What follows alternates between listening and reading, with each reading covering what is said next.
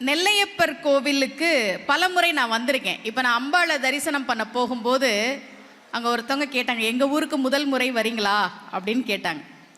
எனக்கும் நெல்லையப்பர் கோவிலுக்கும் முக்கியமாக காந்திமதி அம்பாள் என் வாழ்க்கையில் நிகழ்த்திய ஒரு அற்புதத்தை நான் உங்களுக்கு சொல்கிறேன்.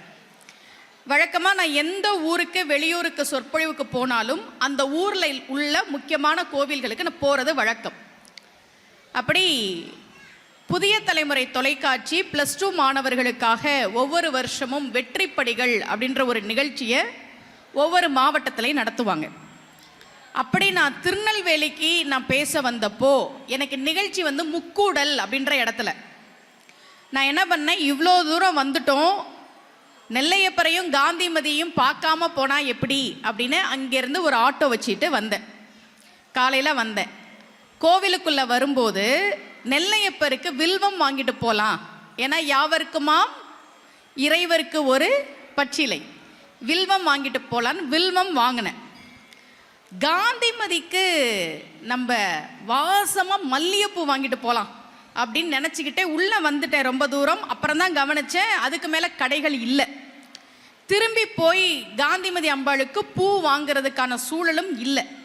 அதனால் என்ன பண்ணேன், நேராக நெல்லையப்பருக்கு போய் வில்வம் கொடுத்து நல்லா சாமி தரிசனம் பண்ணிவிட்டு அடுத்து அம்பாளை போய் பார்க்கணும், அப்படி தானே. காந்திமதியை பார்க்கறதுக்காக பிரகாரத்தில் நடக்கிறேன். என் மனசு, காந்திமதி உனக்கு நான் ஒன்றுமே வாங்கிட்டு வரல, வெறும் கையோடு வந்திருக்கிறேன், உன்னை வெறும் கையோட பார்க்க வரேனே, சரி வெறும் கையோட வந்தா நீ என்ன கோச்சுக்கவா போற அப்படின்னு நினச்சிக்கிட்டே அம்பாள் சந்நிதியை நோக்கி நடக்கிறேன். சுமதி ஸ்ரீ மேடம் அப்படின்னு ஒரு குரல். திரும்பி பார்த்தா ஒரு சகோதரி, அவங்க பேர் லட்சுமி.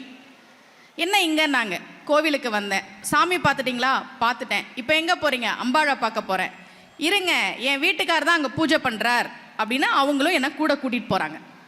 போன உடனே அவள் நல்ல காந்திமதி அம்பாள் முன்னாடி நிற்க வச்சு நல்ல தரிசனம். அம்பாள் கழுத்தில் இருக்கிற ஒரு பெரிய மாலையை எனக்கு கொடுத்தாங்க. காந்திமதி, நான் வெறும் கையோட உன்னை பார்க்க வரேன், அதுக்காக நீ கோச்சுக்குவியா, என்னை கைவிட்டுடுவியா அப்படின்னா, அந்த காந்திமதி அம்பாள் நீ என்னை பார்க்க வெறும் கையோட வா, நான் உன்னை வெறும் கையோட அனுப்ப மாட்டேன்னு ஒரு பெரிய மாலை பிரசாதமாக எனக்கு கிடைத்தது. எனக்கு அவ்வளவு மகிழ்ச்சி. அதை வாங்கிக்கிட்டு நான் வெளியில் இப்போ ஆட்டோ ஏறணும். அந்த சகோதரி என்ன பண்ணாங்க, ஒரு நிமிஷம் இருங்க அப்படின்ட்டு போனாங்க. சரி, திருநெல்வேலிக்காரங்க அல்வா வாங்கி கொடுக்க போகிறாங்க போல இருக்கு அப்படின்னு நினச்சிட்டு வெயிட் பண்ணேன். வழக்கமாக நம்ம அப்படி தானே நினப்போம். ஒரு பை நீட்டினாங்க. பிரித்து பார்த்தா நெல்லையப்பர் காந்திமதி படம் இருந்தது. எங்கள் ஊருக்கு வந்திருக்கிறீங்க, எங்கள் ஊர் நெல்லையப்பரையும் காந்திமதியும் உங்கள் வீட்டுக்கு எடுத்துகிட்டு போங்கன்னு கொடுத்தாங்க. பெரியோர்களே, நான் திருச்சிக்கார பொண்ணு. எங்கள் வீட்டில் நித்திய பூஜையாக நெல்லையப்பருக்கும் காந்திமதிக்கும் நான் பூஜை செய்து கொண்டிருக்கிறேன். ஒன்றுமே வாங்காமல் வெறும் கையோடு வரேனேமா அப்படின்னு நான் காந்திமதி கிட்ட கேட்டப்ப அந்த அம்பாள் கவலைப்படாத, நான் உன்னை வெறும் கையாக அனுப்ப மாட்டேன் என்று அந்த கணத்தில் அருள் செய்த தாய் காந்திமதி. ரொம்ப மகிழ்ச்சி உங்கள் ஊருக்கு பேச வந்தது. இன்றைய தினம் நற்றுணையாவது நமச்சிவாயமே என்கிற தலைப்பில் சில கருத்துக்களை உங்களோடு பகிர்ந்து கொள்ள இருக்கிறேன். உங்களுக்கு தெரியாத எதையும் நான் பேச போகிறது கிடையாது. நான் ரொம்ப சின்ன பொண்ணு, அறிவிலையும் அனுபவத்திலையும் வயசுலையும் எனக்கு கொஞ்சம் தான் தெரியும். நம்ம எல்லாருமாக சேர்ந்து சிந்திப்பதற்கான ஒரு வாய்ப்பை குருவருளும் திருவருளும் இன்றைய தினம் கூட்டி இருக்கிறது.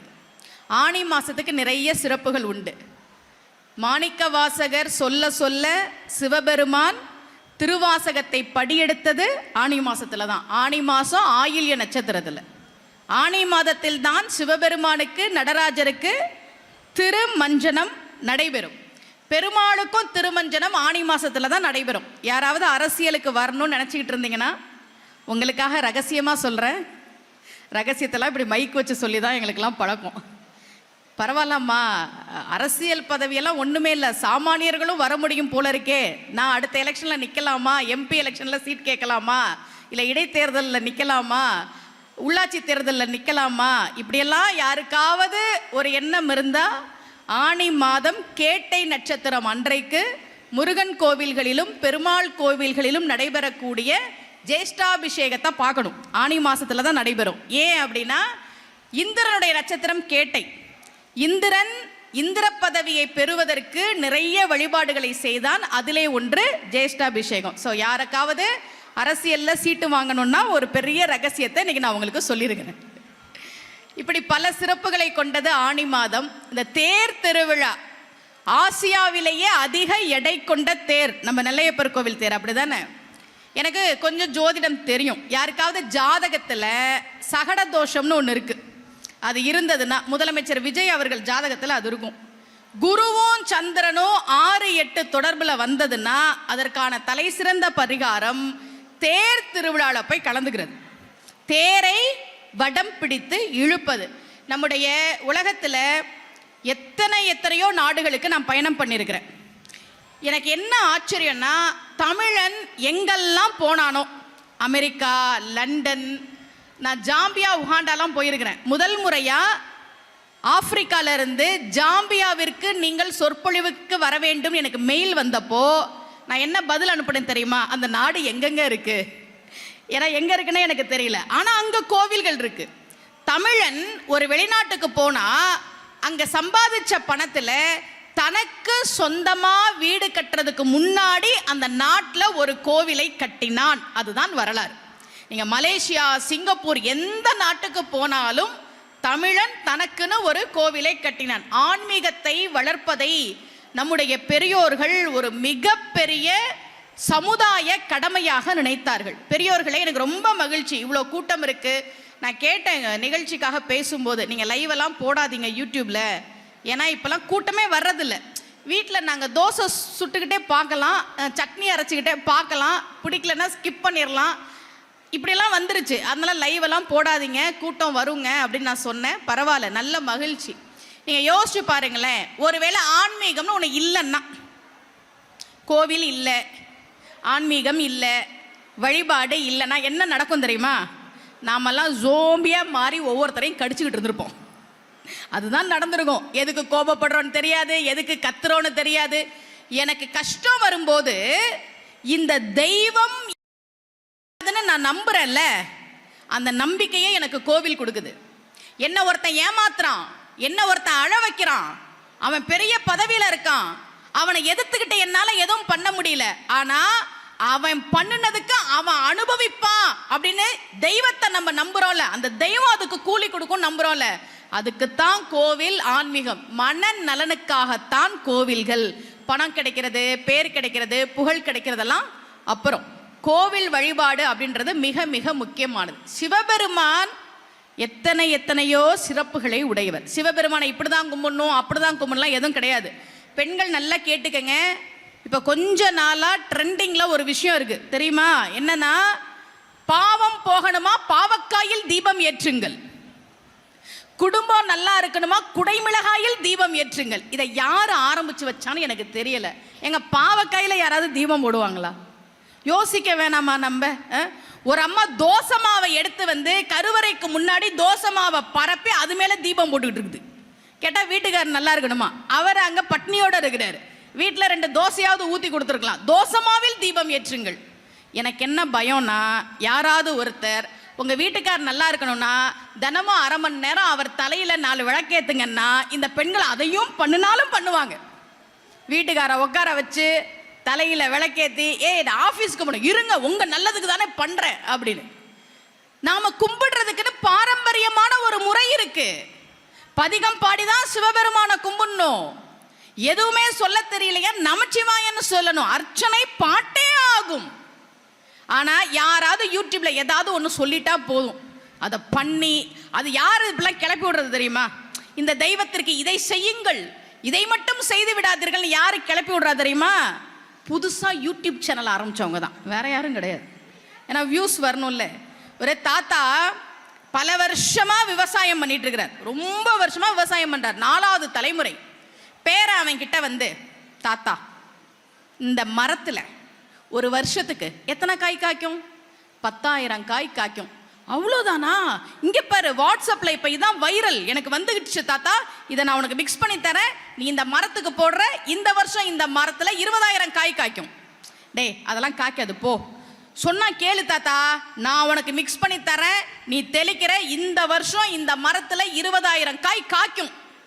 டேய் ஓடி போயிடு, ஒரு காய் கூட காய்க்காது. தாத்தா சொல்றதை கேளு, 20,000 மாங்காய் காய்க்கும், நான் சொல்றேன் கேளு. டே ஒரு மாங்காய் கூட காய்க்காது. ஏன் தாத்தா? ஏன்னா இது கொய்யா மரம். உனக்கு மாங்காய் மரத்துக்கும் கொய்யா மரத்துக்கும் வித்தியாசம் தெரியாம நீ எல்லாம் எனக்கு அட்வைஸ் பண்ண வந்துட்ட. அப்படி ரொம்ப ரொம்ப வருஷமா தலைமுறை தலைமுறையா பாரம்பரியமா நாம சாமி கும்பிட்டு இருக்கோம். திடீர்னு வந்து இந்த சாமிக்கு இதை மட்டும் செய்து விடாதீர்கள், இந்த சாமியை இப்படித்தான் கும்பிட வேண்டும், மக்களை குழப்பி விட்டு இதை பண்ணலைன்னா அவ்வளோதான் அப்படின்ற மாதிரி அவங்கள ஆக்கி விட்டு அப்படியெல்லாம் கிடையவே கிடையாது, கிடையவே கிடையாது. நல்லா தெரிஞ்சுக்கங்க பெண்கள், நம்ம சைவ சமயம் மாதிரி பெண்களுக்கு சுதந்திரம் கொடுத்த சமயம் கிடையாது. எந்த இடத்திலையும் பெண்களை நம்முடைய சமயம் அடிமைப்படுத்தவே கிடையாது. பெண்களை மிக உயர்ந்த இடத்தில் வைத்திருப்பது சைவ சமயம். சமண சமயத்துக்கும் நமக்கும் என்னதாங்க பிரச்சனை? என்ன பிரச்சனை? ஒரு பிரச்சனையும் கிடையாது. ரெண்டு விஷயம். நமக்கும் சமணத்துக்கும் என்ன வித்தியாசம்னா, அவங்க தீபம் ஏற்ற மாட்டாங்க, விளக்கேற்றுகிற வழக்கம் சமணத்தில் கிடையாது. நம்ம இப்போ புதுசாக ஒரு வீட்டுக்கு குடி போகிறோம் அப்படின்னா சாமி படமே இல்லைன்னாலும் விளக்கேற்றுவோம். சாமி படம் அப்புறம், சாமி படம் இருக்கோ இல்லையோ விளக்கேற்றி வழிபாடு செய்வது என்பது நம்முடைய மரபு. அவங்க தீபம் ஏற்ற மாட்டாங்க. ஒன்று. ரெண்டாவது, சமணத்தில் பெண்களுக்கு முக்தி கிடையாது. என்ன கிடையாது? சரிம்மா பொண்ணா பிறந்துட்டாங்க என்ன பண்றது அப்படின்னா, அடுத்த பிறவியில் பெண்ணாக பிறக்காமல் ஆணாக பிறந்தால் முக்தி உண்டு. அடுத்த பிறவியிலும் பெண்ணா பிறந்தா, எந்த பிறவியில் ஆணாக பிறக்கிறார்களோ அப்பதான் அவங்களுக்கு முக்தி. சைவம் அப்படி அல்ல. முக்தி கொடுக்கிற இடத்தில் பெண்களை வைத்திருந்தது சமயம். அப்பர் சுவாமிகள் வேறொரு சமயத்தில் இருக்கிறார், அக்காவை தேடி வரார், காலில் வந்து உழுறார், வயிறு வலி தாங்க முடியல, காலில் வந்து விழுந்தார். திலகவதியார் சொன்னார், பர சமயம் விழுந்தீர் எழுந்தீர். விபூதி கொடுத்தாங்க. வேறொரு சமயத்திலிருந்து வந்தவருக்கு தீட்சை கொடுப்பாங்க. தீட்சை கொடுத்தது ஒரு பெண், திலகவதியார் தான் கொடுத்தார். அவ்வளவு உயரிய இடத்தை பெண்களுக்கு சைவம் கொடுத்திருந்தது. விபூதி கொடுக்கும் போது சொன்னார், ரொம்ப அழகா, நிறைய பேருக்கு அந்த பாட்டு தெரிஞ்சிருக்கும், திருவாளன் திருநீரு. யாருடைய திருநீரு? திருவாளன் திருநீரு. திலகவதியார் கொடுக்க பெருவாழ்வு வந்தது என்று அப்பர் சுவாமிகள் வாங்கினார். விபூதி மிகப்பெரிய செல்வம். திருவாளன் திருநீர், திருநா செல்வம், செல்வத்திற்கெல்லாம் அதிபதியாக இருக்கக்கூடிய சிவபெருமானுடைய அருளால் அந்த விபூதியை திலகவதியார் கொடுக்க பெருவாழ்வு வந்தது என்று அப்பர் சுவாமிகள் பெற்றுக்கொண்டார். அருணகிரிநாதனுடைய வாழ்க்கையை மாற்றியது அவருடைய அக்கா ஆதி, அவருடைய பெயர். இப்ப பெண்களுக்கு நம்முடைய சமயம் மிக உயரிய இடத்தை கொடுத்திருந்தது. இந்த கலையரங்கத்துக்கு பேர் நின்றசீர் நெடுமாறன் கலையரங்கம், அப்படிதானே? கூன் பாண்டியனாக இருந்தவனை நின்றசீர் நெடுமாறன் என்று மாற்றியது மங்கையர்க்கரசியார். ரொம்ப அழகா ஞானசம்பந்தர் பாடார். ஞானசம்பந்தர் மதுரைக்கு வரார். ஞானசம்பந்தர் செல்ல பிள்ளை, சிவபெருமானுக்கு செல்ல பிள்ளை. நம்ம மூவர் இருக்கிறாங்கல்ல, சம்பந்தர், அப்பர், சுந்தரர். இதுல அப்பர் சுவாமிகள் நெடுங்காலம் வேற ஒரு சமயத்துல இருந்து ரொம்ப கஷ்டப்பட்டு தான் அவருக்கு எல்லாமே கிடைச்சது. அப்பருக்கு ஏதாவது எளிதா கிடைச்சதா? இல்லை. அவர் கைலாயம் போகணும்னாரு, நீ திருவையாறு வா அப்படின்னாரு சிவபெருமான். ரொம்ப கஷ்டப்பட்டு தொண்டு செய்தவர் நம்முடைய அப்பர் சுவாமிகள். சுந்தரருக்கு சிவபெருமான் எதையாவது கேட்ட உடனே கொடுத்தாரா? பெரும்பாலும் கொடுக்க மாட்டேன்னு வம்பிழுப்பார். இவர் திட்டுவர். எப்படியெல்லாம் திட்டிருக்கார்? முதல் பாட்டிலேயே பித்தான் திட்டினார். சிவபெருமானுக்கு கொண்டாட்டம். சுந்தரரை இது மாதிரி எல்லாம் பாட வச்சு புலம்ப வச்சு அப்புறமா கொடுக்கறதுல ஒரு சந்தோஷம். ஆனால் ஞான சம்பந்தர் அப்படி கிடையாது. அவர் செல்ல பிள்ளை, கேட்காமையே எல்லாம் கிடைக்கும், எதுவுமே கேட்க வேணாம். ஞான சம்பந்த பெருமான் ரொம்ப அழகா, ஞான சம்பந்தருடைய வரலாற்றிலே ஒரு சம்பவம். அவர் கையை தட்டி தட்டி பாடுறார். சின்ன பிள்ளை தானே ஞான சம்பந்த பெருமான், கையை தட்டி தட்டி பதிகம் பாடுறார். சிவபெருமானுக்கு பொறுக்கல, ஐயோ சின்ன குழந்தை கையை தட்டி தட்டி பாடுதே அப்படின்னு தாளம் கொடுக்கிறார். பிள்ளைக்கு பெருசா கொடுக்கணும்ல, அதனால தங்கத்துல தாளம் கொடுத்துட்டார், பொற்றாளம் கொடுத்தார். பிரச்சனை என்னன்னா, தங்க தாளத்துல சத்தம் வராது. நீங்க எந்த கோவில நால்வர் சந்நிதியை பார்த்தாலும் ஞானசம்பந்தர் கையில் அந்த தாளத்தோட தான் இருப்பார். சுந்தரர் கல்யாண கோலத்தில் இருப்பார். அப்பர் சுவாமிகள் உழவார கருவி வச்சிருப்பார், மாணிக்க வாசகர் திருவாசக சுவடி வச்சிருப்பார். இப்போ கையில தாளத்தை கொடுத்துட்டார். அது எங்க நடந்ததுன்னா திருக்கோலக்கா அப்படின்னு சீர்காழி பக்கத்துல இருக்கு. தாளத்தை கொடுத்துட்டார், தங்க தாளத்தை.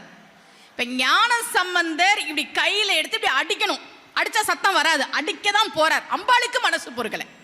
அதுதான் அம்மாவோட குணம். இவருக்கு இதே வேலை. தங்கத்துல எப்படி சத்தம் வரும்?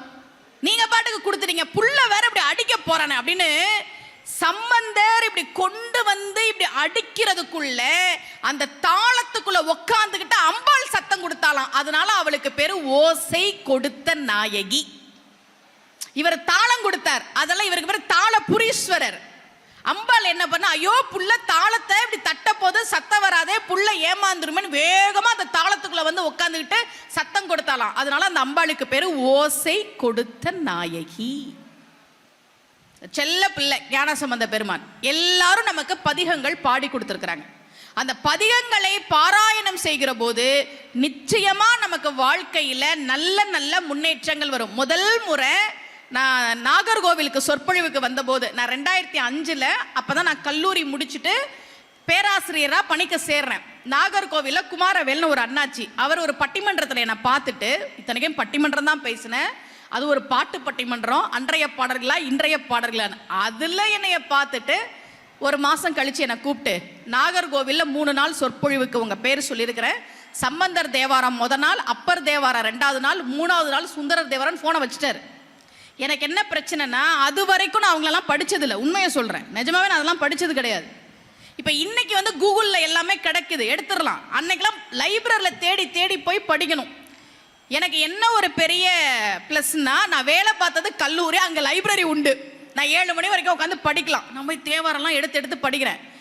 என் கண்ணில் பட்ட முதல் தேவாரம் எது தெரியுமா? வாழ்க்கையில் மறக்கவே மாட்டேன், பல மேடைகளில் சொல்லியிருக்கேன். அப்போல்லாம் தேவாரம்னா என்ன, சேக்கிழார்னா யாரு, சம்பந்தர்னா யாருன்னு இப்படி தேடி தேடி தானே படிப்போம். சரி சம்பந்தர் தேவாரம் படிப்போமே அப்படின்னு முதல்ல நான் பிரிச்சப்ப என் கண்ணில் பட்ட முதல் பதிகம் பணம் தரும் பதிகம் என்று சொல்லப்படுகிற இடரினும் தளரினும் பதிகம்.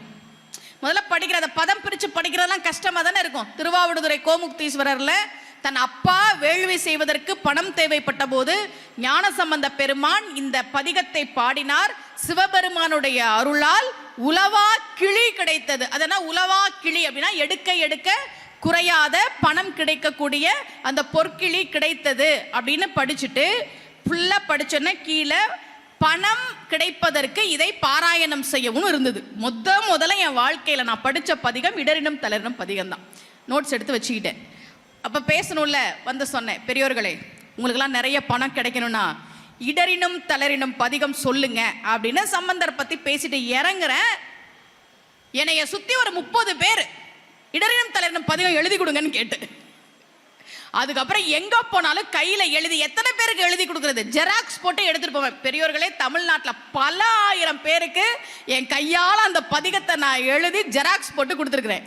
இடரினும் தளரினும் பதிகம் சொன்னா பணம் கிடைக்குமா? நிச்சயமா கிடைக்கும். உங்களுடைய பொருளாதார உயர்வு நிச்சயமாக மேம்படும். எனக்கு மாசம் ஒரு 10 நிகழ்ச்சி வருது அப்படின்னா இடரினும் தளரினும் படிக்க படிக்க படிக்க அந்த நிகழ்ச்சி அதிகமாச்சு, அது மூலமா வருமானம் வந்துச்சு. அப்படி புரிஞ்சுக்கணும் நீங்க.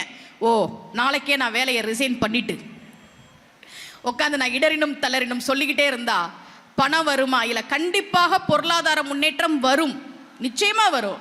ஒருத்தன் சாமி கிட்ட கேட்டான், சாமி நான் ரொம்ப கஷ்டப்படுறேன், நீ ஒரு 10 கோடி கொடுத்தீன்னா நான் பொழைச்சுக்குவேன். கடவுள் சொன்னார், ஏன்டா அப்படி அல்பத்தனமா 10 கோடி கேட்குற, 100 கோடியா வாங்கிக்கோ. நிஜமாவா சொல்ற சாமி? நிஜமாதான். எப்படி கொடுப்ப? லாட்டரியில் கொடுக்குறியா? சரி, ஏன்னா 100 கோடி திடீர்னு இவனுக்கு எப்படி வந்துச்சுன்னு பிரச்சனை ஆயிரும், அதனால நான் உனக்கு லாட்டரியில் பணம் கொடுக்குறேன். இன்னைக்கே கொடுப்பியா சாமி? டே இன்னைக்கே கொடுத்தா நாளைக்கெல்லாம் நீ என்ன நினைப்பியா? நினைக்க மாட்டேன். 30 நாள் டைம் வச்சுக்குவோம். 30 நாளுக்குள்ள எப்ப வேணா உனக்கு லாட்டரியில் 100 கோடி நான் கொடுக்குறேன் போ. டெய்லி போறான், லாட்டரியில் பணம் விழுந்திருக்கான்னு பார்க்குறான். 29 நாள் வரைக்கும் பணம் விழுவல. 30வது நாள் தூக்கமே வரல, போறான், நெஞ்சு படப்படப்பட அடிச்சுக்குது. இப்போ இவனுக்கு லாட்டரியில் பணம் விழுந்திருக்கான்னு பார்க்கணும், நம்ம பேர் வருதான்னு பார்க்குறான். அன்னைக்கு பணம் விழுவல. வீட்டுக்கு வந்து, கடவுளே இப்படி நீ நம்பிக்கை துரோகம் பண்ணுவேன்னு நான் நினைக்கல, உன்னை நம்பினல. நான் கேட்டது 10 கோடி. முடியாதுன்னா முடியாதுன்னு சொல்லு, அதை விட்டுட்டு 100 கோடி வாங்கிக்கோன்னு சொல்லி என்னை ஏமாத்திட்டியே. கடவுள் சொன்னார், நானாடா ஏமாத்தினேன்? கையில 100 கோடியை வச்சுட்டு உனக்கு எப்ப கொடுக்கலான்னு காத்துக்கிட்டு இருந்தேன்டா. அப்புறம் ஏன் கொடுக்கல? நீ டெய்லி போய் லாட்டரி சீட்ல பணம் விழுந்திருக்கான்னு செக் பண்ணியே தவிர லாட்டரி சீட்டு ஒரு நாளாவது வாங்கினியாடா?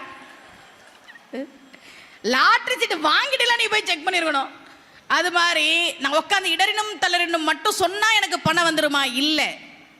வேலைக்கு போங்க, வேலைக்கான அங்கீகாரம் கிடைக்கும், சம்பள உயர்வு கிடைக்கும். நான் சாட்சியாக இருந்து உங்களுக்கு சொல்கிறேன். இடரினும் தளரினும் எனதுரு நோய் தொடரினும் உணகழல் தொழுதலுவேன், கடல் தனில் அமுதோடு கலந்த நஞ்சை மிடரில் அடக்கிய வேதியனே, இதுவோ எமை ஆழுமாறு ஈவதொன்றமக்கில்லையேல் அதுவோ உனது இன்னருள் ஆவடுதுறை அரணே. பணம் கொடுக்கும் பதிகம்னு இதுக்கு பேரு. ஒவ்வொரு பிரச்சனைக்கும் பதிகங்கள் உண்டு. சிவபெருமானை நம்பி அந்த பதிகத்தை நீங்கள் பாராயணம் செய்கிற போது நிச்சயமாக அது உங்களுக்கு வேலை செய்யும். இப்ப சமீபத்தில் பத்மஸ்ரீ விருது வாங்கிய ஓதுவார் திருத்தணி சுவாமிநாதன் அவர்கள் ஒரு செய்தியை பதிவு பண்ணியிருக்கிறார். நானும் அந்த செய்தியை நான் படிச்சிருக்கிறேன். 1940 காலகட்டத்தில் ஒருத்தவங்களுக்கு எலும்பு முறிவு வந்துருச்சு. அந்த காலத்துலலாம் பிரச்சனை வந்தா என்ன பண்ணுவாங்கன்னா திருமுறையில நூல் சாத்தி பார்ப்பாங்க. அது ஒரு வழக்கமாகவே இருந்தது. குடும்ப டாக்டர் அப்படின்னு இருக்கிற மாதிரி குடும்ப ஓதுவார்லாம் அந்த காலத்துல வச்சிருந்தாங்க. நம்முடைய மண் ஆன்மீக மண், அப்படித்தான் இருந்தாங்க. ஒவ்வொரு குடும்பத்துக்கும் ஒரு ஓதுவார் இருப்பாங்க. நல்ல விஷயங்கள் நடக்கிற போது, திருமண நாள் வருகிற போது பெருசா நம்ம கொண்டாட மாட்டோம். அன்னைக்கு வீட்டுல பூஜை நடக்கும், ஓதுவார்கள் வந்து பதிகம் பாடுவாங்க. அது ஒரு வழக்கமாக இருந்தது. அப்படி திருமுறையில நூல் சாத்தி பார்க்கறாங்க. நூல் சாத்தி பார்த்தப்போ வந்த பதிகம் திருமாகரல், அங்க பாடின பதிகம் வருது. அந்த பதிகத்தை அவர் பாராயணம் செய்து 1940 பெருசா மருத்துவ வசதி எல்லாம் கிடையாது. இன்னைக்கு உடம்பு சரியில்லைனா கண்டிப்பா டாக்டர்கிட்ட தான் போகணும். முறையான மருத்துவ சிகிச்சையோடு தான் இதெல்லாம் நம்ம சொல்லணும். அவருக்கு இல்லை, அவருக்கு மருத்துவ வசதியெல்லாம் அப்போ கிடையவே கிடையாது. அப்போ இந்தியாவுக்கு சுதந்திரமே கிடைக்கல. இப்போ அந்த பதிகத்தை அவர் நம்பிக்கையோடு சொல்கிறார். அவருக்கு எலும்பு முறிவு சரியானது. திருத்தணி சுவாமிநாதன் அவர்கள் ஒரு நாள் வண்டியில வரும்போது கீழே உழுவுறார். அப்ப அந்த வீராண ஏரி கட்டுறதுக்காக நிறைய கல்லெல்லாம் போட்டு வச்சிருக்காங்க. அதுல அவருக்கு நல்ல அடிபட்டு எலும்பு முறிஞ்சு போயிடுச்சு. அவர் மருத்துவமனைக்கு போறார். அப்ப அவருக்கு ஞாபகம் வருது, எலும்பு முறிவு ஏற்பட்ட போது திருமாகரல் அந்த பதிகத்தை ஒருத்தர் பாராயணம் பண்ணி அவருக்கு எலும்பு முறிவு சரியாச்சுன்னு நம்ம கேள்விப்பட்டிருக்கிறோமே, நாமளும் அந்த பதிகத்தை சொல்லுவோம் அப்படின்னு பத்மஸ்ரீ திருத்தணி சுவாமிநாதன் அவர்கள் அந்த பதிகத்தை ஒவ்வொரு நாளும் பாராயணம் செய்து தன்னுடைய எலும்பு முறிவு சரியானதாக அவரே அவருடைய பேட்டியில சொல்லியிருக்கிறார். கோவிலுக்கு வரணும், சாமி கும்பிடணும், முறையா மருத்துவ சிகிச்சை எடுத்துக்கணும், நம்பிக்கையோட நம்முடைய பதிகங்கள்ல சொல்லணும். பதிகங்கள் எல்லாமே மந்திரங்கள். யாருக்கு இந்த பதிகங்கள் பத்தி தெரியாது? ஏன்னா இப்ப ஜோதிடர்கள்லாம் பரிகாரம் புதுசா ஆரம்பிச்சிருக்கிறாங்க. இப்போ நான் ஜாதகம் பார்க்குறவங்களுக்கு என்ன பரிகாரம் கொடுப்பேன்னா, இந்த பதிகம் சொல்லுங்க, இந்த பாசுரம் சொல்லுங்க, இந்த கோவிலுக்கு சொல்லுங்க. பெரியோர்களே, உங்ககிட்ட நான் ஒரு வேண்டுதலாவே நான் சொல்லிட்டு போறேன். இன்னைக்கு நிறைய ஜோதிடர்கள் கோவிலுக்கு போகாதன்றதெல்லாம் பரிகாரமா சொல்லிட்டு இருக்கிறாங்க. ஸ்ரீரங்கம் போகாத, வேலை போயிடும். குரு சரியில்லையா, திருச்செந்தூர் போகாத. சந்திரன் சரியில்லையா, திருப்பதி போகாத. நாத்திகம் என்ற பெயரில் நம்முடைய தெய்வங்களை இழிவுபடுத்துபவர்களுக்கும் ஜோதிடர்கள் என்ற பெயரில் கோவிலுக்கு போகாதன்னு சொல்றவங்களுக்கும் எந்த வித்தியாசமும் இல்லை. எங்க கோவிலுக்கு போனா எப்படிங்க கெட்டது நடக்கும்? கோவிலுக்கு போனா வேலை போகுமா? கோவிலுக்கு போனா இதுல பழனி முருகன் ஆண்டி கோலத்துல தரிசனம் பண்ணா நம்ம சொத்தெல்லாம் எழுதி வாங்கிக்குவாரு. ஏன்னா அவருக்கு அதான வேலை. முருகனை வந்து ஆண்டி கோலத்துல பாத்திரக்கூடாது, நம்மள ஆண்டி ஆக்கிடுவான். கிருஷ்ணர் புல்லாங்குழல் ஊதுற மாதிரி வீட்டில் செலை வைக்க கூடாது, ஏன்னா வீட்டில் இருக்கலாம் ஊதிட்டு போயிடும். அப்படியெல்லாம் கிடையவே கிடையாது. தெய்வம் நம்மளை தண்டிக்குமா? தெய்வம் நம்மளை தண்டிக்குமா? இல்லையே. சிவபெருமான் நம்மளை தண்டிப்பாரா? இல்லையே. நமக்கு அழிவை கொடுக்குமா தெய்வம்? சத்தியமாக கிடையாது. கோவிலுக்கு வந்தால் தெய்வத்தின் முன்பு நின்றால் அந்த தெய்வம் நம்மை வாழ்க்கையில் உயர்த்துமே தவிர உன் வேலையை பறிப்பேன், உன் ஆரோக்கியத்தை பறிப்பேன், உன் குடும்பத்தை பிரிப்பேன் எந்த தெய்வமும் சொல்லாது. அதை மீறி ஜோதிடர்கள் பேர்ல யாராவது சொல்றாங்கன்னா மக்கள் அவர்கள் ஏமாற்றுக்காரர்கள் அப்படின்றத புரிஞ்சுக்கணும். எத்தனையோ அற்புதங்கள் என் வாழ்க்கையில நடந்தது நான் சொல்றேன். தங்கம் சேர்றதுக்கு பதிகங்கள் இருக்கு. தங்கம் சேர்றதுக்கு பதிகங்கள் இருக்கு. அடகுல இருக்கிற நகையெல்லாம் திருப்பணுமா அப்படின்னா அதுக்கு பதிகம் இருக்கு. சுந்தரர் பாடின பதிகம். மெய்யை முற்ற பொடி பூசியோர் நம்பி, வேதம் 4 விரித்தோதியோர் நம்பி, கண்ணு 3 உடையாய் ஒரு நம்பி, செய்ய நம்பி, சிறு செஞ்சடை நம்பி, எய்த நம்பி, எழுபிறப்பும் எங்கள் நம்பி கண்டாயே. நம்பி பதிகம் சொன்னால் அடகுல இருந்த நகைகளை மீட்கலாம் என்பது சத்தியம். என் வாழ்க்கையில் நடந்த விஷயத்த சொல்றேன். என்னை தெரிஞ்சவங்களுக்கு தெரிஞ்சிருக்கும். நான் அம்மா அப்பா ஆதரவு இல்லாமல் அனாதையாக வளர்ந்த பெண். தெரிஞ்சிருக்கலாம் உங்களுக்கு. என்னோட தலையெழுத்து என்ன தெரியுமா? என்னோட 20 வயசுல என் பெற்றோரின் கொடுமை தாங்காமல் நான் நைட்டியோட வீட்டை விட்டு ஓடி வந்த பொண்ணு. நான் என் உயிரை காப்பாத்திக்கு தான் ஓடி வந்தேன். நான்லாம் பெண் சிசு கொலைக்கு தப்பி வந்த குழந்தை. இதுக்கு மேலே இந்த வீட்டில் இருந்தோன்னா நம்ம உயிருக்கு பாதுகாப்பு இல்லைன்னு நான் வீட்டை விட்டு வந்து நானே ஸ்பான்சர் வாங்கி படித்து வாழ்க்கையில் கஷ்டப்பட்டு இன்னைக்கு கடவுள் என்ன நல்லா வச்சிருக்கிறார். ஒரு குறையும் இல்லை. எனக்கு எப்பவுமே மனசில் ஒரு வருத்தம் இருக்கும். என்னன்னா, என் கூட படித்தவங்களுக்கெல்லாம் அவங்க அம்மா அப்பா நகை போட்டு கல்யாணம் பண்ணி கொடுத்தாங்க. பெண் பிள்ளைகளுக்கு நகை போடுவாங்க தானே. அப்புறம் சொத்து பிரிக்கும் போது சொத்து பிரித்து கொடுத்தாங்க. எனக்கு எப்பவுமே ஒரு ஆதங்கம் மனசில் இருக்கும். எனக்கு ஒரு நல்ல அம்மா அப்பா இருந்தால் எனக்கும் நகை போட்டிருப்பாங்க, எனக்கும் சொத்து கொடுத்துருப்பாங்க. நமக்கு அப்படியெல்லாம் இல்லையே, இந்த பிறவியில் நமக்கு அது விதிக்கப்படவில்லை என்ற ஒரு வருத்தம் எனக்கு எப்போவுமே இருக்கும். நான் ரொம்ப நாள் கவரிங்கில் தான் தாலி செயினே போட்டிருந்தேன். ஏன்னா தாலி செயின் வாங்கணும்னா ஒரு 4 பவுனோ 5 பவுனோ நான் அதுக்கு மேடையாக போய் பேசணும். அந்த பணத்தை வாங்கி தான் என் வீட்டில் உழ வைக்கணும். எனக்கு நிரந்தர வருமானம் கிடையாது. ஸோ அப்போ தாலி தங்கத்தில் வாங்குறதுன்றது என்னுடைய தகுதிக்குன்றது அப்போது ரொம்ப பெருசாக இருந்தது. அப்போ நான் கவரிங்கில் தான் தாலி போட்டிருந்தேன். நான் சிவபெருமானுடைய ஒரு வடிவமான பைரவரை பற்றி அப்போ தான் படிக்கிறேன். சொர்ண பைரவரை பற்றி படிக்கிறேன். கொங்கண சித்தர்னு ஒரு சித்தர். அவர் தமிழ்நாட்டில் தான் இருந்தார். அவருடைய ஜீவ சமாதி எங்கே இருக்கு? திருப்பதி பெருமாளுக்கு கீழே இருக்கு. அந்த கொங்கண சித்தர் திருப்பதி பக்கத்தில், திருப்பூர் பக்கத்தில் ஊதி மலைன்னு ஒரு மலை. அந்த ஊதி மலையில் அவருக்கு தங்கமாக்கக்கூடிய அந்த திறமையை அருளியவள் சொர்ண பைரவர். சிவபெருமானுடைய வடிவங்கள் இருக்குல்ல, அதில் ஒன்று தானே கால பைரவர். கால பைரவரில் ஒன்று தானே சொர்ண பைரவர். அவர் தான் தங்கம், நீ என்ன தொட்டாலும் தங்கமாகும் அப்படின்ற வரத்தை சொர்ண பைரவர் கொடுக்குறார். என்னைக்கு கொடுத்தாருன்னா தேய்பிறை அஷ்டமி அன்னைக்கு. ஒவ்வொரு மாசமும் வரக்கூடிய தேய்பிறை அஷ்டமியில கொங்கண சித்தர் அந்த வழிபாடு பண்ணி பண்ணி பண்ணி ஊதி ஊதி அந்த மலையையே பொன்னாக்குனதுனால அந்த மலைக்கு பேரு பொன்னூதி மலை. சரியா? இப்ப அறிவு கேள்வி கேட்கும், என்னம்மா கதை விடுறீங்க? என்னமோ சித்தர் தொட்டதெல்லாம் பொன்னாகுமா, மலையே பொன்னாகுதான். அறிவு கேள்வி கேட்குமா கேட்காதா? நீங்க சொல்லுங்க. என் அறிவு கேள்வி கேட்டுச்சு. என் அறிவு கேள்வி கேட்டுச்சு. ஆன்மீகம்னு நம்ம மூட நம்பிக்கையெல்லாம் இல்லை. நான் இதை படிக்கிறேன். முதல்ல கொங்கண சித்தர் பத்தி படிக்கிறேன். கொங்கண சித்தர் தொட்டதெல்லாம் தங்கமானது. ஒரு மலையை ஊதி ஊதி சொர்ண பைரவர் அருளால் தங்கமாக்கினார்.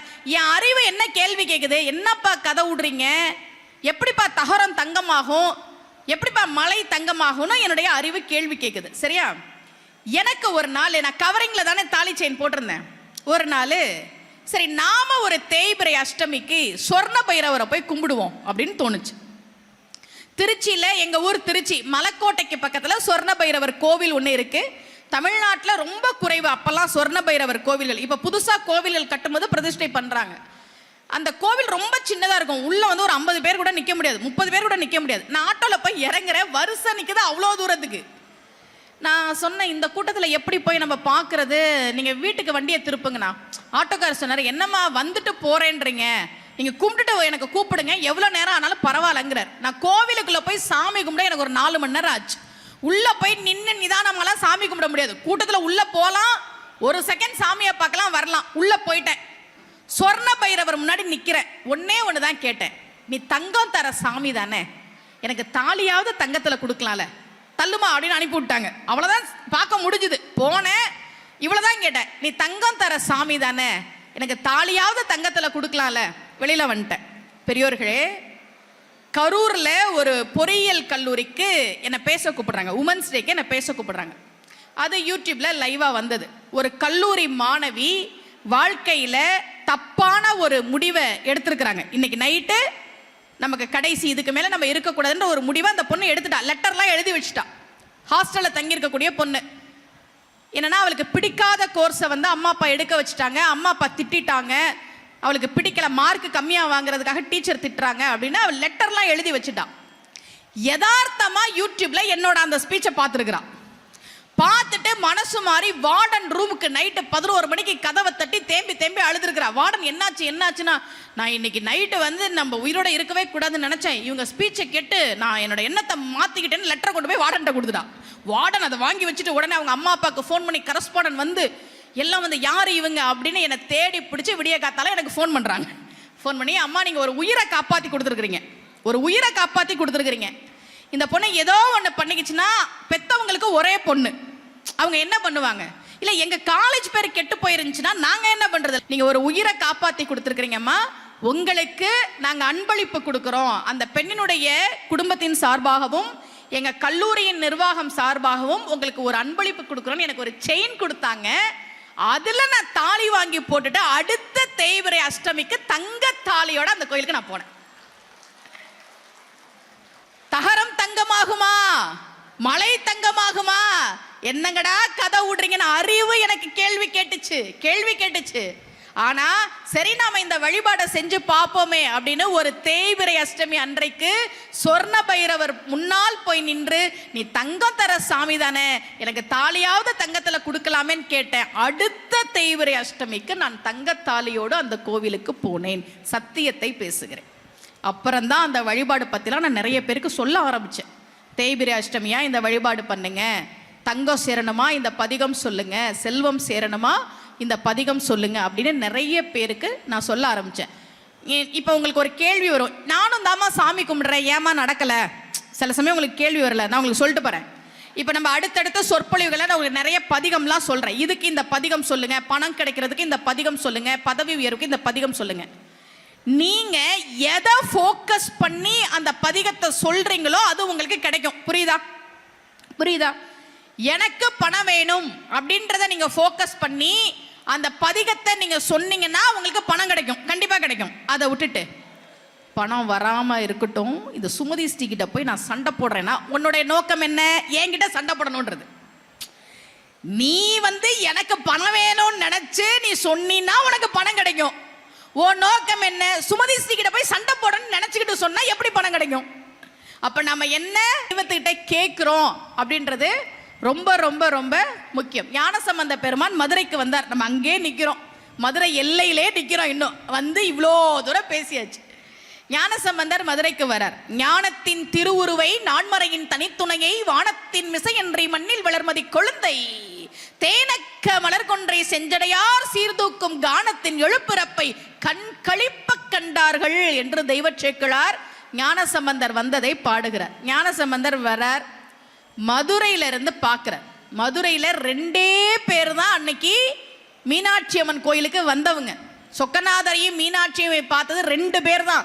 ஒருத்தர் குலச்சிறையார், இன்னொருத்தர் மங்கையர்கரசியார். வேற யாரும் போக மாட்டாங்க. அவங்களாம் கண்டு முட்டை கேட்டு முட்டில் இருந்தாங்க.